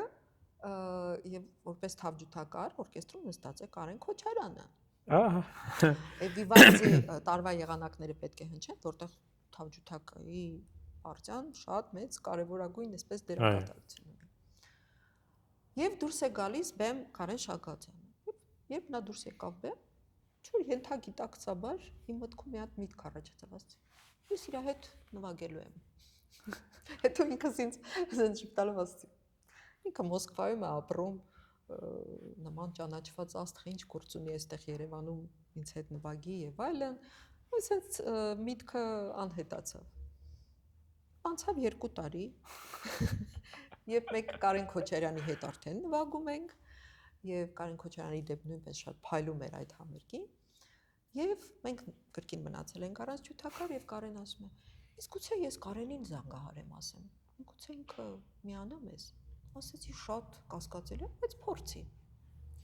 Կարենը զանգեց Կարեն Շահգալյանին եւ ասեց, որ մենք ունենք բազմաթիվ ծրագրեր եւ այլն, կարող դու ցանկանաս միանալ։ Դե Կարենին ինքը արդեն շատ լավ ճանաչում էր։ Այո։ Եվ ինքը ասեց, գիտես, ես հաջորդ ամիս գալու եմ Երևան համերգով։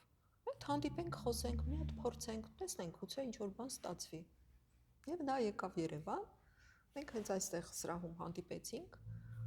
մի գործ ուղակի այսպես չիտկս լիստ արեցինք։ Ասեց, հա, ես սիրով, ես շատ կուզենամ ձեզ հետ նվագեմ։ 2005 Արդեն 6 թվականին, 2006 թվականին։ Եվ այսպես ստեղծվեց մեր տրիոն։ Եվ հետո Հետաքրքիր կարողացած ավելի պատմությամբ, հաճախ գալ Երևան, իսկ այնուհետև ընդհանրապես ընտանիք հանդերձ տեղափոխվեցին Երևան, մեր համերգային գործունեությունը շատ ավելի ակտիվացավ, ընդլայնվեց, մենք գրեթե աշխարհի բոլոր երկրներում արդեն հանդես ենք եկել։ ամենամեծ բեներում, Այո, եւ այսպես, այսինքն Հետաքրքիր էր։ ամեն ինչ իր ժամանակին եկավ, այս puzzle-ը այսպես հավաքվեց։ Այսինքն ստացվում է, եթե մենք սա հիմա նկարում ենք 2025-ին, բայց դուք տեսնում եք 26-ին, Այո, բայց 25-ին 20 տարին է Խաչատրյան տրիոյի, բայց ոչ Խաչատրյան տրիոյի կազմով, իսկ մենք 26-ին Խաչատրյան անվանումը ստացանք 2008-ին։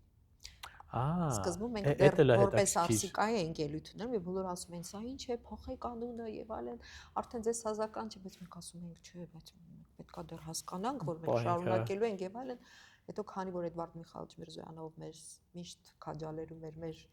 այսպես ասենք, մեջքին կանգնած էր Ալեքսանդր Գրիգորիչ Հարությունյանը եւ շատ ուրիշները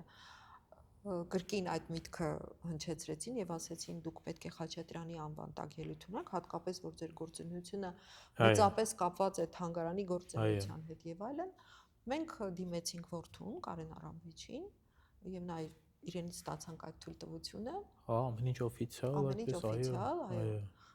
Գրավոր այդ թույլտվությունը մենք ունենք եւ 2008 թվականից սկսեցինք գործել արդեն այդ անվանման տակ, բայց անցյալ տարի 2024-25 համերգաշրջանը դարձավ 25-ամյակը տրիոյի հիմնադրման, որովհետեւ 99 թվականին է հիմնադրվել եւ մեր թավջութակահարը այդ օրվանից։ Այդ օրվանից այո։ Շատ հետաքրքիր էր։ Շատ 2008-ին էլ կարելի է ինչ որ 2008-2028-ին էլ կարելի է ինչ որ մի բան հենց այդպես արդեն հենց Խաչատրյանի անունը գրով որպես ինչ որ բան շատ հետաքրքիր ու մենք դեռ կվերադառնանք Խաչատրյան տրիոյին մի հատ ստոպ տամ կներեք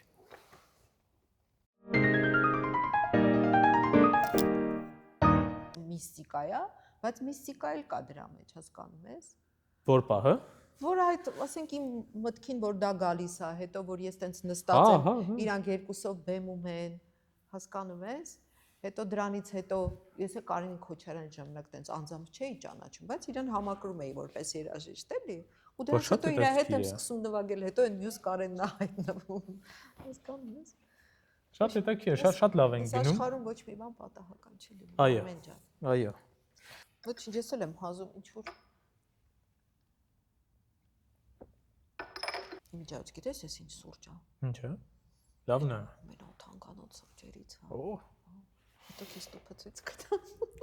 Off stage-ում ուրիշ սուրճ չեն խմում։ Այո։ Off stage-ում միայն ամեն ինչը պետք է լինի բարձր։ Իմպորտնի։ Տիկին Արմինե ջան, հիմա ծանոթի կարգավիճակով։ Այո։ Ես Սոնայից եղել եմ ինֆորմացիաներ, որի մեկի մասին ես գիտեի, բայց երկուսի մասին չգիտեի։ Հիմա դրա մասին ուզում եմ մի քիչ մենք զրուցենք։ Չգիտեմ։ Չգիտեմ, եթե Սոնան էս բան գիտի, որ դուք չգիտեք, ուրեմն ես արդեն գիտեմ։ Բայց գրականության սերը, այդ մի բանը ես գիտեի։ Ու ասեմ ավելին, այստեղ այսպես մի հատ սիրուն գիրք կա, ես ա ունեմ, դուք ինձ նվիրել եք, ես շատ շնորհակալ եմ։ Սրանցից տպականակը երևի վերջացել է։ Բայց գրականության սերը ես ասենց հիմա ասենց ցույց տամ, հետո կադրը կմեծացնեմ սրանք առանձին ասենց Երևան։ Սա ձեր գրքերն են, որտեղ զետեղված է ձեր բանաստեղծությունները, ճիշտ եմ։ Այսինքն սա հաստատ գիտեմ, որ դա է։ Իսկ սրանք ես կուզեմ ընդհանրապես որ մի քիչ մենք խոսենք Արմինե Գրիգորյանի այն կարելի ասել թաքուն պահը, որ բոլորը գիտեն Դաշնակահար, Խաչատրյան տրիո, Խաչատրյան տուն-թանգարանի տնօրեն, բայց այս բանաստեղծությունների պահը ոչ բոլորը գիտեն, ճիշտ եմ։ Այնպես ես բանաստեղծ չեմ ինձ իհարկե համարում։ Դրա համար օրինակ էս երկու գրքույկներում էլ կան CD-ներ նաև, այսինքն իմ կատարումներն են։ Իսկ ես ինչու է կոչվում վոկալիզ, որովհետև Խաչատրյանի վոկալիզի ձայնասկավառակն եմ ներսում։ Սա ուղղակի ինքնաարտահայտման մեկ այլ միջոց է, այսպես ասեմ, եւ քանի որ իմ կյանքում, իմ կյանքի ուղիում եղել են ժամանակահատվածներ, երբ ես այդքան էլ ակտիվորեն չեմ զբաղվել իմ մասնագիտությամբ, տարբեր պատճառներով, նույնիսկ եղել է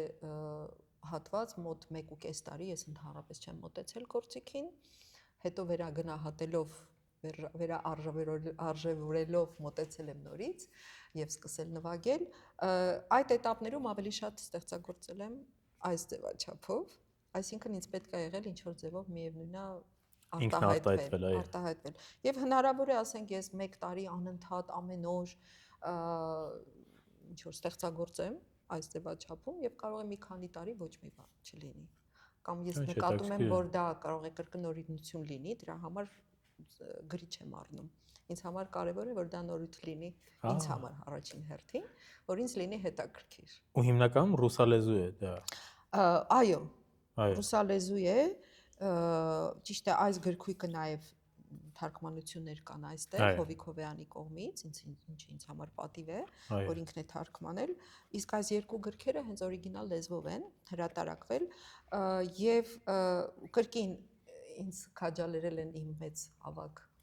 մեծատարով ընկերները, այդ թվում եւ Էդվարդ Միխայելոvichով ասում էր անպայման պետք է տպագրես եւ այս օրինակ այստեղ իր խոսքերն էլ կան, որ ինքը ինչ է ասում բանաստեղծությունների մասին եւ դա ինձ տվեց քաջություն եւ վստահություն, որ անպայման այս բանաստեղծությունները հրատարակվեն։ Ես ինքս ժամանակ անց հետո հետաքրքրությամբ սկսում եմ կարդալ։ Որտեւ ինձ էլ են հետաքրքիր այս բանաստեղծությունները որպես օտար մարդ օբյեկտիվորեն սկսում եմ ինձ ավելի լավ հասկանալ գուցե։ Հիմա մի միտք եւ հարց առաջացավ, արդյոք չեք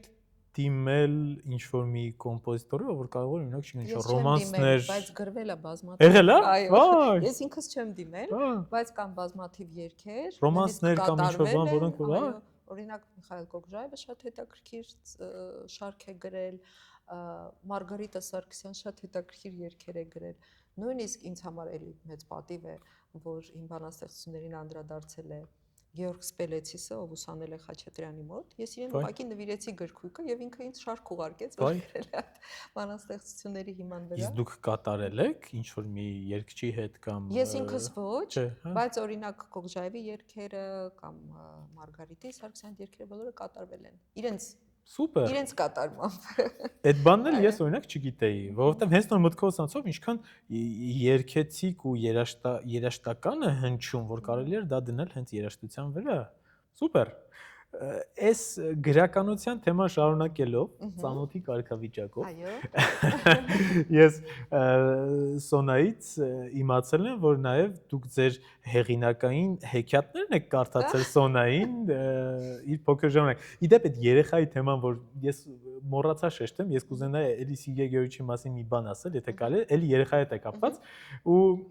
երբ որ դուք ասիք, որ բոլորը վախեցան, երբ որ դուք բավականին երիտասարդ տարիքում որոշում կայացրեցիք մայր դառնալ, ես հիշեցի ու դուք ասիք, որ Սիգե Գյորգիչը շատ ուրախ էր։ Այո։ Ես այսօրվա պես հիշում եմ ինձ կանչեց բաններ Բաբաջանյանի 2023 թվականի Բաբաջանյանի կոնկուրսի այդ պահն էր, որ ես Սիգե Գյոյչյան Սոնանել, մենք ժյուրի կազմում ենք ու այն պահն էր, երբ որ պետք է դիպլոմները ստորագրենք, արդեն վերջացել ամրցույթը, բոլորս հավաքել ենք ու ես կնոջս հետ եմ գնացել ու այդ հենց այդ ամառներ, չէ, այդ ամառվա սեզոնի սկիզբն էր ու կնոջս հետ մտնում ենք այդ սենյակ Բաբաջանյանի ուսումնարանում, որ արդեն պետքա ստորագրենք բան ու տեղ պետքա գնանք, Սվետային ասարի գնանք, ես արագ ստորագրեմ, հետո իրար դուրս գանք ու այդ ժամանակ Սիգեգիչը սենց ինձ կանչեց, սենց բան դե այնտեղ բարևեցին իրար, բոլորը ծանոթացեցի, ով ծանոթ չէր բան սենց, Սիգեգիչը սենց ինձ կանչեց, սենց բան սենց այդ ուշացնում ես Ինչն եմ ուշացնում, սենց այդ ուշացնում ես, ինչ է Սիգեգիչ, սենց այդ երեխան, այ ուշացնում ես։ Ու մենք չգիտեինք դեռ, որ Սվետան այդ պահին հղի էր։ Դրանից բարիզմու իմաստով օրեր անց, շաբաթ անց կարելի ասել, պարզվեց, որ Սվետլան որ չեք ուշացնում։ Որ չեք։ Հիմա այդ երեխային հեքիաթներ կարդալը, Սոնային հեքիաթներ կարդալը, ձեր հեղինակային, կան ինչ որ տես գրառումներ, որոնք որ տես մնացել են, թե դուք ինչ որ տես իմպրովիզ։ Չէ, իմպրովիզեր, գրառումներ չկային, բայց կային հեքիաթներ, որոնք դե Սոնան, հետո այնուհետև Պողոսը իրենք սիրել էին, հավանել էին եւ ինձ պարտադրում էին, որ ես նորից պատմեմ այդ հեքիաթ, որոնք որ մի քանի անգամ եմ պատմել, դրանք իհարկե հիշում եմ, իսկ մնացածը որոնք տեղում էին հորինվում, որովհետև ինձ համար հետաքրքիր չէր։ Ինչի մասին էր երկու բառով։ Տարբեր, Բան կենթանիների, միստիկ, ինչ որ տենց բառեզբուն իմաստով հեքիաթային, սենց ոչ իրական, սենց, հա։ իրոք հեքիաթներ էին, քանի որ այլ հեքիաթները, որոնց իրենք կարող էին ծանոթանալ ընթերցելով հեքիաթների տարբեր բազմաթիվ գրքեր, հետաքրքիր չէր, որ ես նույն այդ հեքիաթները իրենց պատմեի։ Շատ ավելի հետաքրքիր էր, որ իրենք լսեին այն ինչ որ գրքերում չկա։ Իսկ դա իմպրովիզ էր, դուք ինչ որ բան սկսում եք առանց իմանալու թե ոնց կավարտվի, թե նախապես ինչ որ գրած բան։ Չէ, նախապես գրած բան չկար, ես պատմում էի, բայց կրկնվեմ էլի, այն ինչ որ իրենք հավանում էին, օրինակ Սոնան պատվիրում էր, ասում էր՝ «Վաղը ինձ կպատմես դեղնուկ մրջունիկի մասին»։ Հա, շատ լավն էր։ Հա, ես հույս ունեմ, որ մի օր էլ կլինի ինչ որ տենց 4-րդ գիրք, արդեն հեքիաթներ, ինչի՞ չէ։ Հետո, սենց հերթով գնում եմ։ Ասելով, որ դուք շատ լավ եք պատրաստվում, այդ Սոնան առանձնահատուկ է, դա շեշտը, որ ասում մայրիկս շատ լավ է պատրաստում։ Հիմա հետաքրքիր, օրինակ ժամանակ գտնում եք դուք ընդհանրապես այս ամեն ինչի մեջ, այս ամեն ինչից հետո ժամանակ եւ էներգիա մնում է խոհանոցում, որ ինչ-որ մի բան։ Արմեն ջան, դե դա էլ է ստեղծագործել։ Կինո ունի պարտավորվածություններ, հա, որոնք որ անկախ նրանից ինքը ժամանակ ունի թե ոչ, նա պարտավոր է այդ ամենը կատարել։ Եվ այո, դու ճիշտ բան նկատեցիր, տնային, այսպես եթե կարելի ասել, գործունեության մեջ ամենաշատը ինձ գրավում է խոհանոցը, որտեղ այնտեղ կարելի է ստեղծագործել։ Մնացածը այդքան էլ բան չեն տալիս, դաշտ չեն տալիս ստեղծագործելու համար։ Իսկ այստեղ դու կարող ես ինչ-որ բաներ հորինել, նոր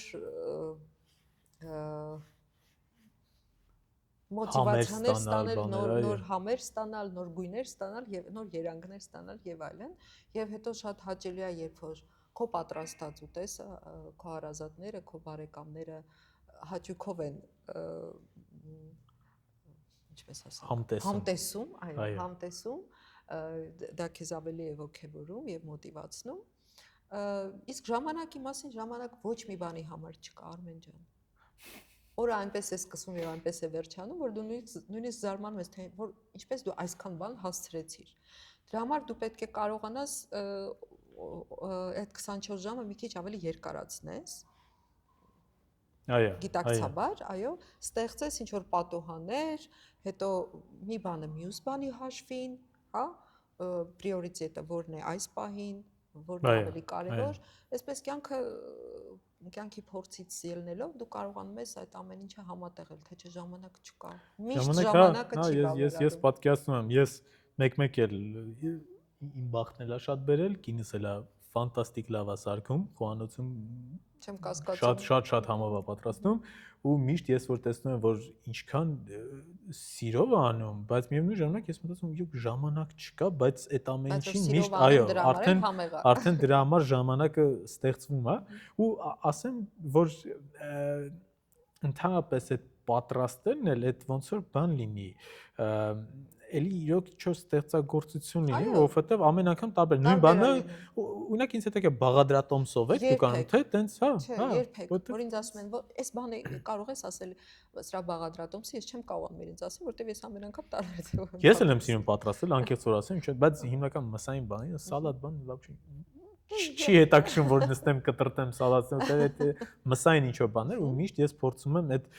բաղադրատոմսը կարդում եմ հասկանում եմ օրինակ սենց էս պետքա լինի հետո այդ թե ինչքան պետք է լինի արդեն ինտերպրետացիան պետքա լինի տարբեր մենք այդպես ենք չմոտենում երաժիշտներով եւ ընդհանրապես հավի ինտերպրետացիա ես երբեք չեմ մտածել որ դա նույն նախադասը չկլինի կարելի է մոտենել ընդհանրապես երկու ֆրազա կա որոնք ես կյանքի ընթացքում աշխատում եմ կյանքի փորձից ելնելով աշխատում եմ չօգտագործել, չբարձրաձայնել։ ես չեմ կարող եւ ժամանակ չկա։ Երբ որ դու ամեն ինչ արդարացնում ես նրանով, որ դու դա չես կարող եւ դու ժամանակ չունես, դու ոչ մի բանի չես հասնի այս կյանքում։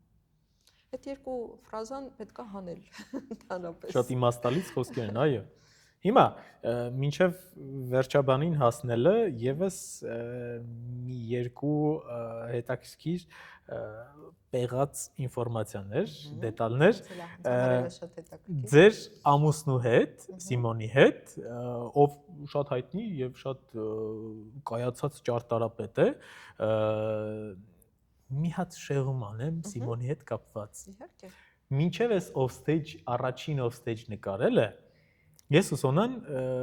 ինչ որ միտեղ պիտի հանդիպեինք Երևանում, նստեինք մի հատ սուրճ խմեինք ու հասկանայինք ընդհանրապես ինչ կոնցեպտով է կարելի, որտեվ այդ գաղափարը կա ու Սոնան էլ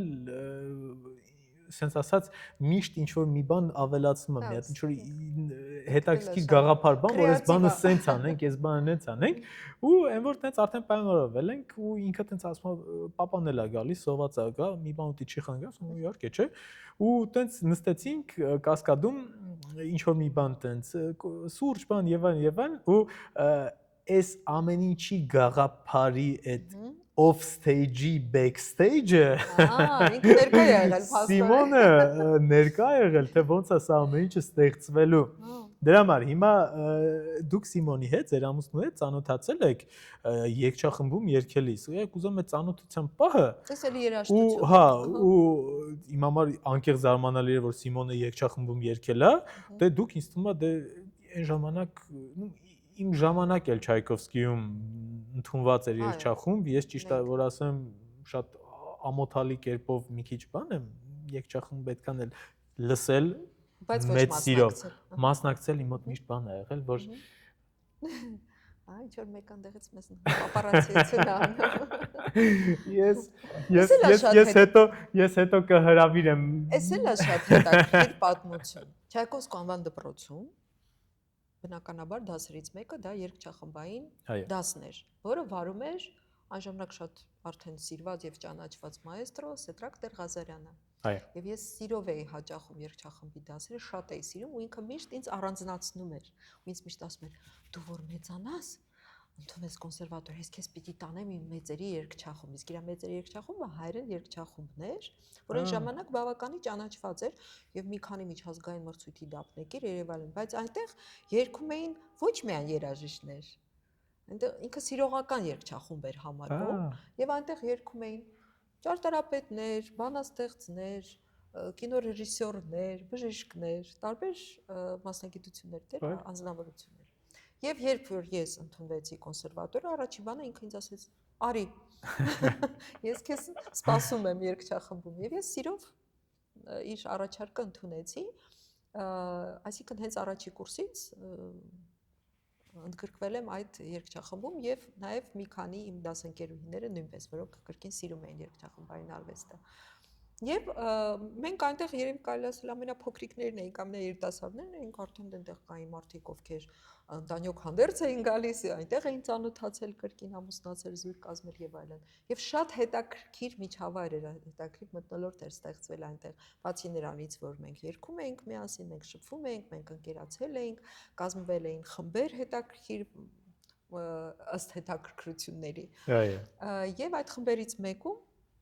Սիմոնն էր Բարսեղյան, Սյոման, ով ինձ ասում է, որ ես չեմ հիշում, որ երրորդ կամ չորրորդ փորձին, երբ որ ես եկել եմ եւ այնտեղ աստիճաններով իջել եմ, ու ինքը ինձ տեսել է կանաչ շորով, ասել է ինքը պետքա դառնա իմ կինը։ Ինքը տենց փաստորեն պլան էր կազմել, բայց ինձ չէր ասում դրա մասին։ Եվ մենք միասին հետո մեկնեցինք Իտալիա մրցույթի, մասնակցեցինք մրցույթի, դա իմ առաջին փորձառությունն էր միջազգային բեմ դուրս գալու որպես երգչախմբի մասնակից, երգչախմբի անդամ, մենք այցելեցինք Վենետիկ, Սուրբ Ղազար կղզի, որտեղ նա կնքվեց, որտեղ մինչ այդ նա կնքված չէր, այո, եւ այսպես, այսինքն երգչախմբային արվեստը մեզ միաբանեց, ինչպես ռուսերեն ասում են, мы спелись։ Հետաքրքիր որ եւ երաժշտությունը բնականաբար երաժշտությունը, բայց նաև Իտալիան առանձնակի դեր ունի ձեր կյանքում։ Այո, Ասես պատմությունների մեջ այո, անընդհատ այո, Իտալիան ես Իտալիան անընդհատ ընդհանրապես լսում եմ։ ես միշտ ասում եմ, գուցե ես մի որևիցե նախորդ կյանքերից մեկում իտալուհի եմ եղել եւ ապրել եմ Իտալիայում, որովհետեւ ես այդ երկրում ինձ շատ լավ եմ զգում եւ ինձ շատերն են իտալուհու տեղ դնում, սկսում են ինձ այդ իտալերեն խոսել եւ Իտալիայում ես բազմիցս եղել եմ, կարելի ասել ամբողջ Իտալիայում եղել եմ, բոլոր քաղաքներում երևի թե եւ համերգային ծրագրերով, տարբեր կազմերով, թե մենակատար, թե տրիոյի կազմում, թե Կոլայի հետ, Մադոևի հետ, թե Սոնայի հետ, թե մրցույթներում փաստորեն այդտեղ փաստորեն մրցույթներում հաջողության ենք հասել։ Դրա համար Իտալիան յուրահատուկ տեղ է գրավում իմ կյանքում եւ այո, հիմա տենց ճիշտ ակցենտ դրվել։ Ճիշտ է, այո։ Առաջին երկիրն է եղել։ Այո, շատ հետաքրքիր է, շատ որ առանձնահատուկ էր։ Վերջին հարցը մինչև վերջաբան է։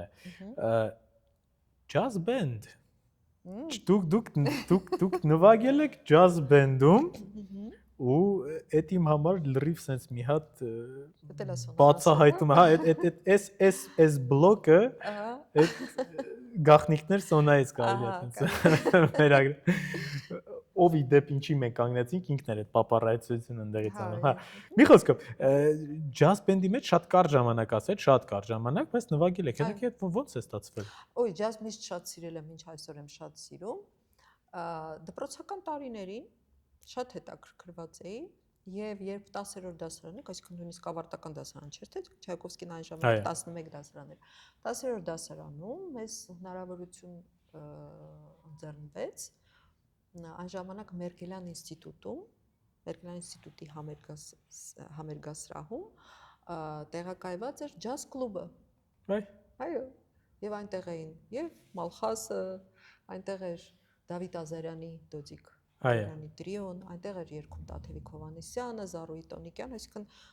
ամբողջ կարելի ասել սերուցքը ջազային այնտեղ էր։ Եվ ես իմ հրաշալի ընկերուհին Արմինեն Սարգսյան, ով այս պահին էլ ջազի վառ ներկայացուցիչներից մեկն է, նա երգչուհի է, ով ճիշտ է, իր բնակությունը հաստատել է Մոսկվայում, Ռուսաստանում եւ տարիներ շարունակ այնտեղ է բնակվում եւ Հայաստանը ներկայացնում այնտեղ որպես ջազային երգչուհի։ Մենք այդ ցանկությունը շատ ունեինք, այդ ասպարեզում նույնպես մեզ ինքնաարտահայտել եւ Արմինեի հետ միասին գնացինք այդ վոկալ գործիքային անսամբլում մեր դերակատարությունը հաստատենք եւ մեզ միանգամից ընդունեցին իրեն որպես երգչուհի, ինձ որպես երգչուհի եւ դաշնակահարուհի։ Որտեւ երբ որ լսեցին իմպրովիզացիաները, ասացին՝ «Դες աղջիկան անպայման պետք է բերել ջազ։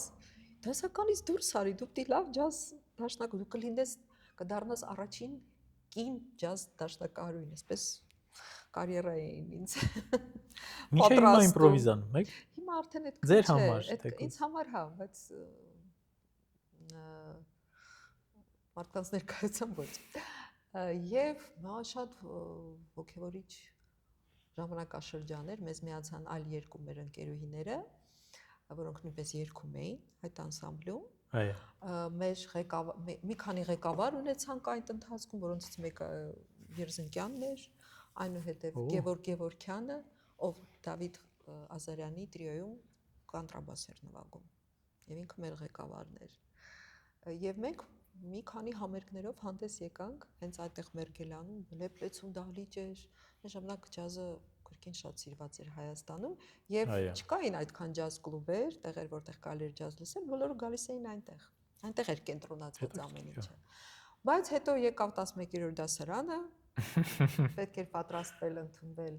կոնսերվատորիա եւ նաեւ ինձ պատրաստում էին Անդրկովկասյան մրցույթին մասնակցության եւ այլն, ես ստիպված եղա եւ այդքան ժամանակ արդեն չունեի, ստիպված եղա լքել այդ շատ հետաքրքիր ինձ համար սիրված ասպարեզը, բայց որպես վառ, այսպես մի հատ մոդուլյացիա կյանքում ես միշտ այն հիշում եմ մեծ սիրով։ Իսկ մի հատ այս պլանավորված հարց չէր, ինձ ուղղակի հետաքրքրեց, իսկ ինչ եք դուք լսում ընդհանրապես։ Օրինակ բացի դասականից դուք ասացիք ջազ շատ եք սիրում։ Կա օրինակ մինչև հիմա ձեր playlist-ի մեջ ինչ որ տենց հենց jazz ստեղծագործություններ։ Ես ըստ նայելով Արամ Խաչատրյանում կայանալիք բոլոր համերգների Տեսնում ես, որ ջազային համերգներ նույնպես լինում են, ջազային համերգներ ու ֆայլուն ջազմենների մասնակցությամբ ես հասկանում եմ, հա, դուք գնահատում եք live կատարումները տենց, բայց օրինակ ասենք, չգիտեմ, տանը լինում է որ տենց ջազ միացնենք։ Լինում է, իհարկե։ Լինում է սիրով։ Դե ասեմ, որ Արամ Խաչատրյանը նույնպես շատ էր սիրում ջազ։ Շատ սիրում էր եւ գնահատում էր եւ նույնիսկ կան իր խոսքերը ջազի մասին, Դյուկ Էլինգտոնի կատարման մասին եւ այլն։ Եվ օրինակ կա մի շատ հետաքրքիր ժողովածու բովանդակալից Թութունջյանի Արմեն Թութունջյանի կողմից գրված ջազի մասին, հայկական ջազի մասին եւ այնտեղ որպես նախաբան հենց Խաչատրյանի խոսքերն են դրված։ Ֆանտաստիկ։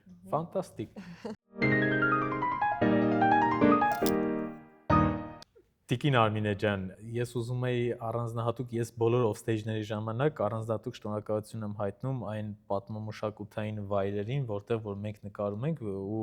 podcast-ում մինչև հիմա մեկը մյուսից հետաքրքիր վայրերում ենք նկարել ու ուզում եի առանձնահատուկ շնորհակալություն հայտնել տնօրենին, բայց ես հիմա դա կարող եմ միանգամից ասեմ, շատ շնորհակալ եմ, որ այսօր այստեղ ենք նկարում ու շատ կուզենայի մենք խոսեինք մեր յետևում գտնված գործիքի մասին, որը որ ոչ միայն Խաչատրյան տուն-թանգարանի զարդն է, այլև շատ կարևոր գործիք, ես որպես Շոպենի տեսանկյունից եմ սա ասում, որտեղ Play-L գործիքը դա եղել է հենց Շոպենի ամենասիրած հայերեն ո՞նց է բրենդ, մի րոպե, բրենդ։ Վայ, մի հատ հատուկ բառ կար հայերենով։ Բայց բրենդը լավ է հնչում։ Հա, բրենդ։ Բոլորը հասկանում են։ Ինչա նիշ, ինչ որ մտած բառ կար։ Մի խոսքով։ Դա եղել է Շոպենի ամենասիրած գործիքը եւ հիմա մեր հետևում գտնվում է Play-L գործիքը եւ Մակնիշ, Play-L, բայց Մակնիշ ոնց որ Մակնիշ ոնց որ մեքենայի մասին ասես, հա։ Չէ, ավելի լավ է բրենդ ասես։ Okay, շատ լավ։ Բայց ես թողելու եմ ես սև սպիտակով ես մեր խոսակցությունը թողել։ Ես թվում է ոչ վտանգավոր բան չասեցինք։ Մի խոսքով, մեր հետևում գտնվում է Շոպենի սիրած գործիքներից մեկը Play-L-ը, հենց սա չէ, բայց կոնկրետ այս բրենդը։ Այո, այս բրենդի վերաբերող գործ։ Ընդհանրապես, քանի որ Մայստրոյի թանգարանն է, բնականաբար այն պետք է առանձնանան նաև երաժշտական յուրահատուկ գործիքներով։ Այո, նմուշներով, այո։ Նմուշներով եւ այդ յուրահատուկ նմուշներից մեկը եւ ամենակարելի ասել արժեքավորը սա է, այս հրաշալի ռոյալն է, որը մենք նվեր ենք ստացել 2003 թվականին, երբ ամբողջ աշխարհը տոնում էր Խաչատրյանի 100-ամյակը եւ այն կտրելով օվկիանոսը Արգենտինայից, Բուենոս Այրեսից եկել է տուն-թանգարան։ Իսկ պատմությունը հետաքրքիր է, ինչպես միշտ, բոլոր ցուցանմուշների ետևում կա պատմություն։ Արամ Խաչատրյանը 1957 թվականին գտնվում էր համերգային շրջագայության մեջ եւ նա այցելեց այդ շրջագայության ընթացքում Արգենտինա, Բրազիլիա եւ Ուրուգվայ։ Այո։ Երբ որ նա գտնվում էր Արգենտինայում, Բուենոս Այրեսում, մի շատ ճանաչված մեծահարուստ հայ ազնվական ընտանիք, Արզումանյան ընտանիքը, հատուկ այդ իրադարձության համար ձեռք է բերում այս գործիքը, որը 1911 թվականի արտադրված Play-L Մակնիշի գործիքն է ֆրանսիական, որպեսզի իրենք հրավիրեն մայստրոին իրենց տուն եւ նա հնարավորություն ունենա դիպչելու հատուկ դրա համար։ Այո։ Եվ լուսանկարների միջոցով կարելի է այդ փաստին ծանոթանալ, թե ինչպես է Արամ Խաչատրյանը իր հանճարեղ մատներով դիպչում այս ստեղնաշարին։ Իսկ նկարում տեսնում եք նաև Արզումանյան ընտանիքի դուստրին, հա, Սիրանուշին, ամուսնանում է Արմեն Մեծատուրյանի հետ եւ նրանք ստեղծում են Մեծատուրյան ֆոնդ հիմնադրամը։ Այո։ Եվ այդ հիմնադրամը 2003 թվականին գործիքը նվիրում է տուն-թանգարանին։ Գործիքը ոչ միայն արժեքավոր է, որովհետև այն հրաշալի պատկերազարդ է, տեսնում եք կափարիչի վրա իմպրեսիոնիստ նկարչի Բոնիսի կտավն է, որտեղ հենց Շոպենի, տեսնում եք, հենց Շոպենի Կիսանդրին է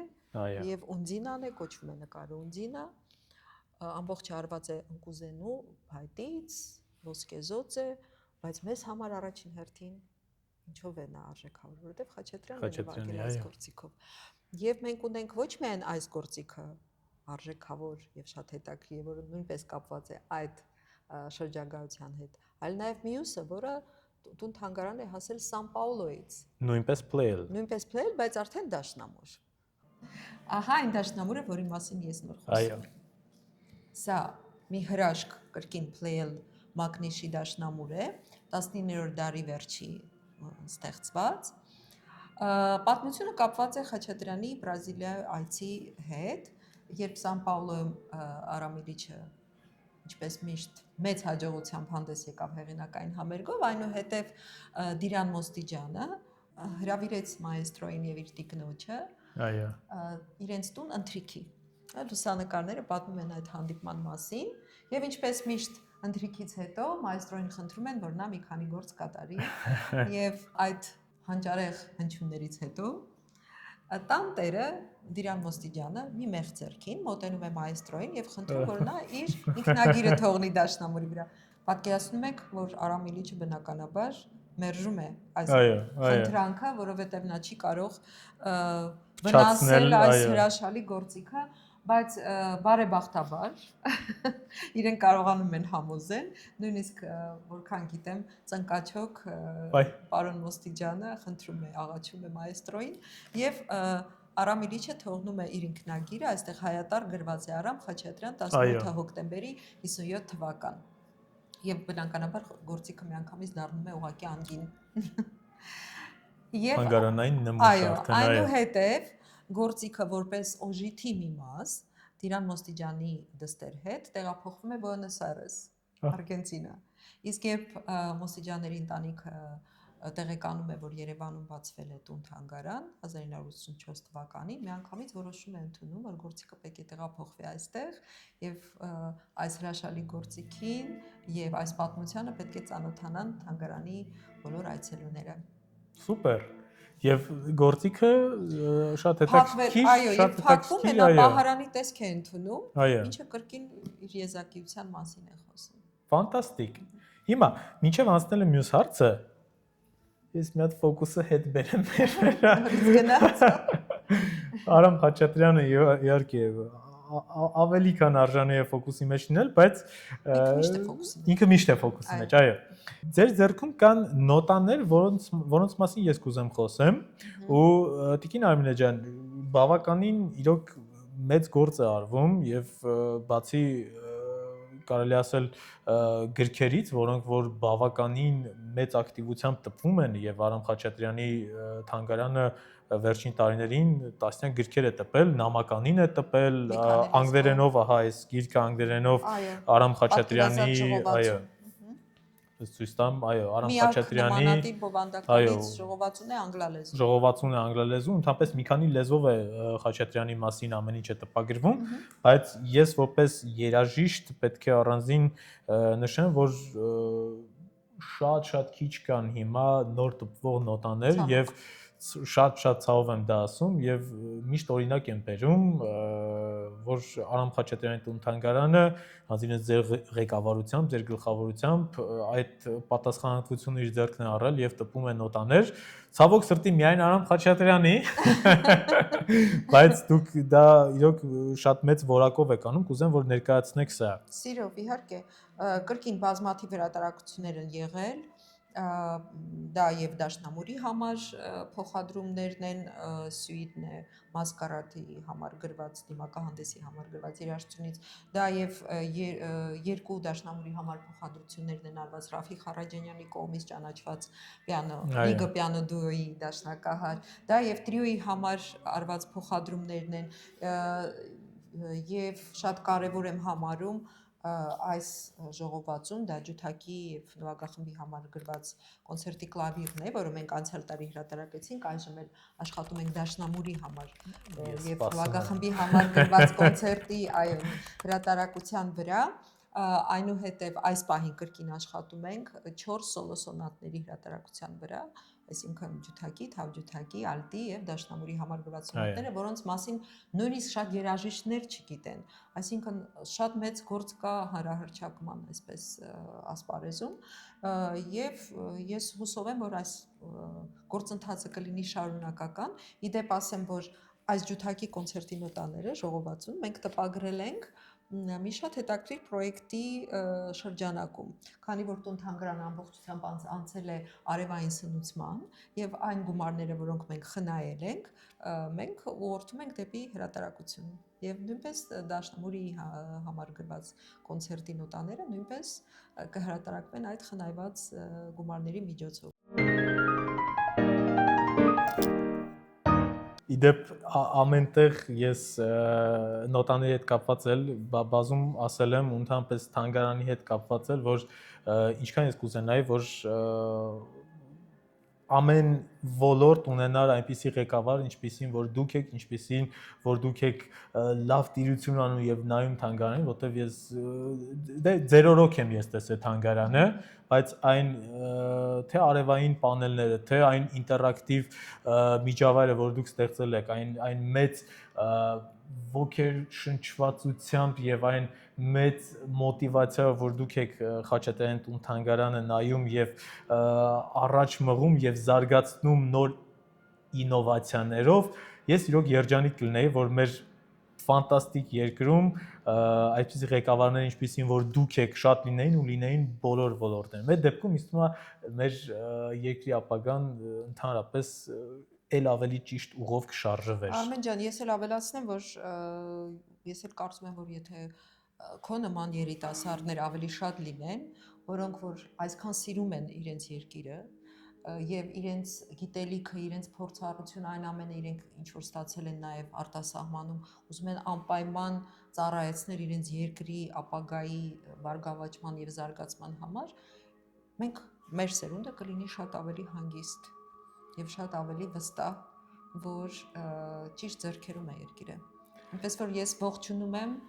քո ցանկացած նորամուծությունը, քո ցանկացած գաղափարը եւ ինչով որ կարողանամ կսատարեմ քեզ։ Շատ շնորհակալ եմ, անչափ շնորհակալ եմ, ուզում եմ ասել, որ մեր սերունդը սովորել եւ կրթվել է եւ կրթվում է ու շարունակում է սովորել ձեր սերնդից։ Ինչպես եւ մենք ավելի ավագ սերնդից։ Շատ հետաքրքիր մի քանի հարց ունեմ։ 120-ամյակը Խաչատրյանի մի քանի տարի առաջ ես անդադ մի քանի եմ ասում, որ 26-ի բանով եմ էլի, հա։ Եվ ինձ հետաքրքիր էր, արդյոք ինչ որ որովհետև շատ մեծ շուկով նշվեց Խաչատրյանի 120-ամյակը, արդյոք ինչ որ փոփոխություն եղավ թանգարանում այցելուների հետ կապված, արդյոք օրինակ այդ տարի ավելի շատ էին այցելուները Խաչատրյան տուն թանգարանում ու արդյոք դրանից հետո այդ համեմատականով ավելի շատացավ հոսքը։ Դե ցանկացած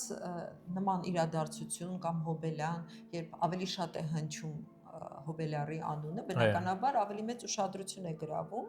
այցելուների շրջանում եւ իհարկե 120-ամյակը շատ լավ առիթ էր այդ առումով եւ պետք է ասել, որ բազմաթիվ էին նաեւ տարբեր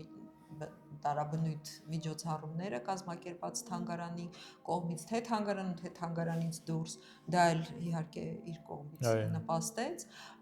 իսկ տարեց տարի մենք պետք է ասենք, որ մեր այցելուների քանակը ավելանում է, իհարկե շատ մեծ աշխատանք է տարում այդ ուղղությամբ, որ եւ դա ոչ միայն մեր թանգարանն է վերաբերում, ընդհանրապես թանգարանային ոլորտում հիմա շատ մեծ փոփոխություններ են եւ բոլոր թանգարանները ամեն մեկը ելնելով իր յուրահատկությունից բազմաբնույթ գործունեություն է ծավալում, իսկ մեր թանգարանը, քանի որ երաժշտական է, այն յուրահատուկ է, ուրույն է եւ քանի որ մեր մեծ մայստրոյի անունն է, կապված թանգարանի հետ այն ունի իր եզակի հնչողությունը եւ պետք է ասեմ, որ թանգարանի աշխատակիցները բոլորը անխնա, կարելի ասել, նվիրալ եւ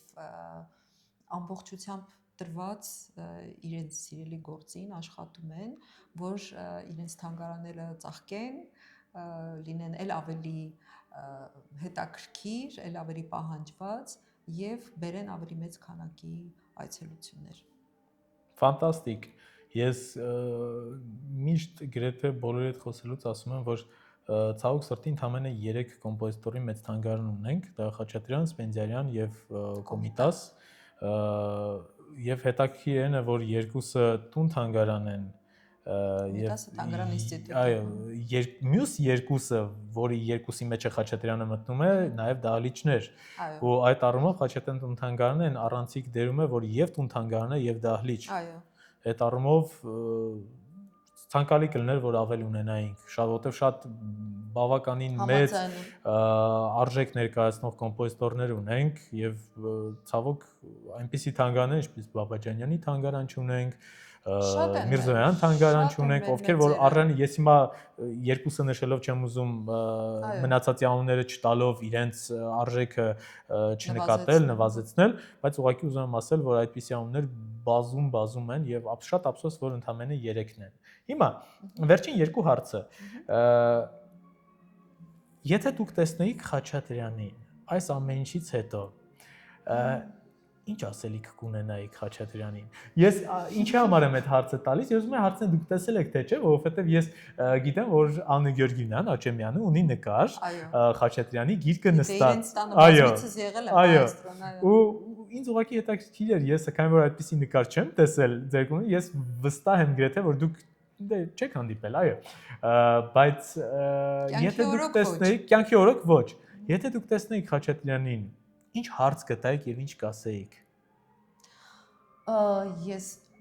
հարց չէի տա, ես իրեն ուղղակի կխոնարհվեի իր առջև եւ շնորհակալություն կհայտնեի իրեն։ Ֆանտաստիկ։ Այս բլոկի վերջին հարցն եմ ես ձեզ տալիս, որտեղ եք ավելի շատ լինում, տանը թե Խաչատրյանի տանը։ Վերջին 20 արդեն 22 տարին ավելի շատ իհարկե Խաչատրյանի տանը ես տենց էլ մտածեցի։ Շատ լավ։ Որտեղ այստեղ հոգսերը եւ գործերը ավելի շատ են։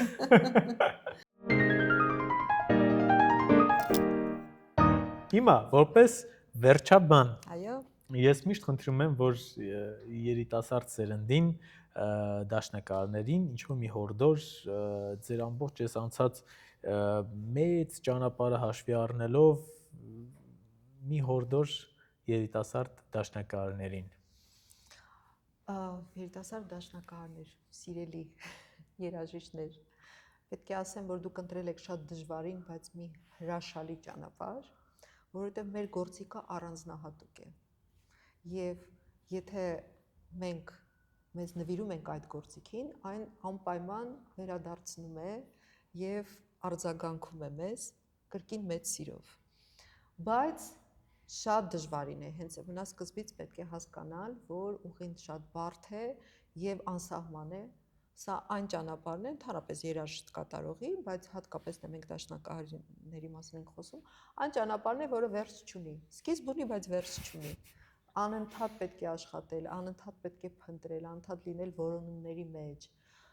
հիասթափվել, հետո նորից ոգևորվել։ Այդ ամենը պետք է անցնել, այլ կերպ չի կարող լինել։ Բայց սիրեք ձեր գործիքը եւ նվիրվեք այդ գործիքին, որովհետեւ այն արժանի է դրան։ Հիանալի, ֆանտաստիկ, Տիկին Արմինե ջան, անչափ շնորհակալ եմ սենց հետաքրքիր ու լավ զրույցի համար, ես ուղղակի վայելեցի ամեն մի պահը, մենք բոլորով ձեզ շատ սիրում ենք ու շատ եմ ափսոսում, որ այս զրույցը հենց հիմա դուք տեսնում եք, բայց մի քանի ամսից եմ ես գցելու։ Շատ ավելի լավ։ Այդ խմորի։ Շատ շնորհակալ եմ։ Կհանդիպենք մյուս էպիզոդներում։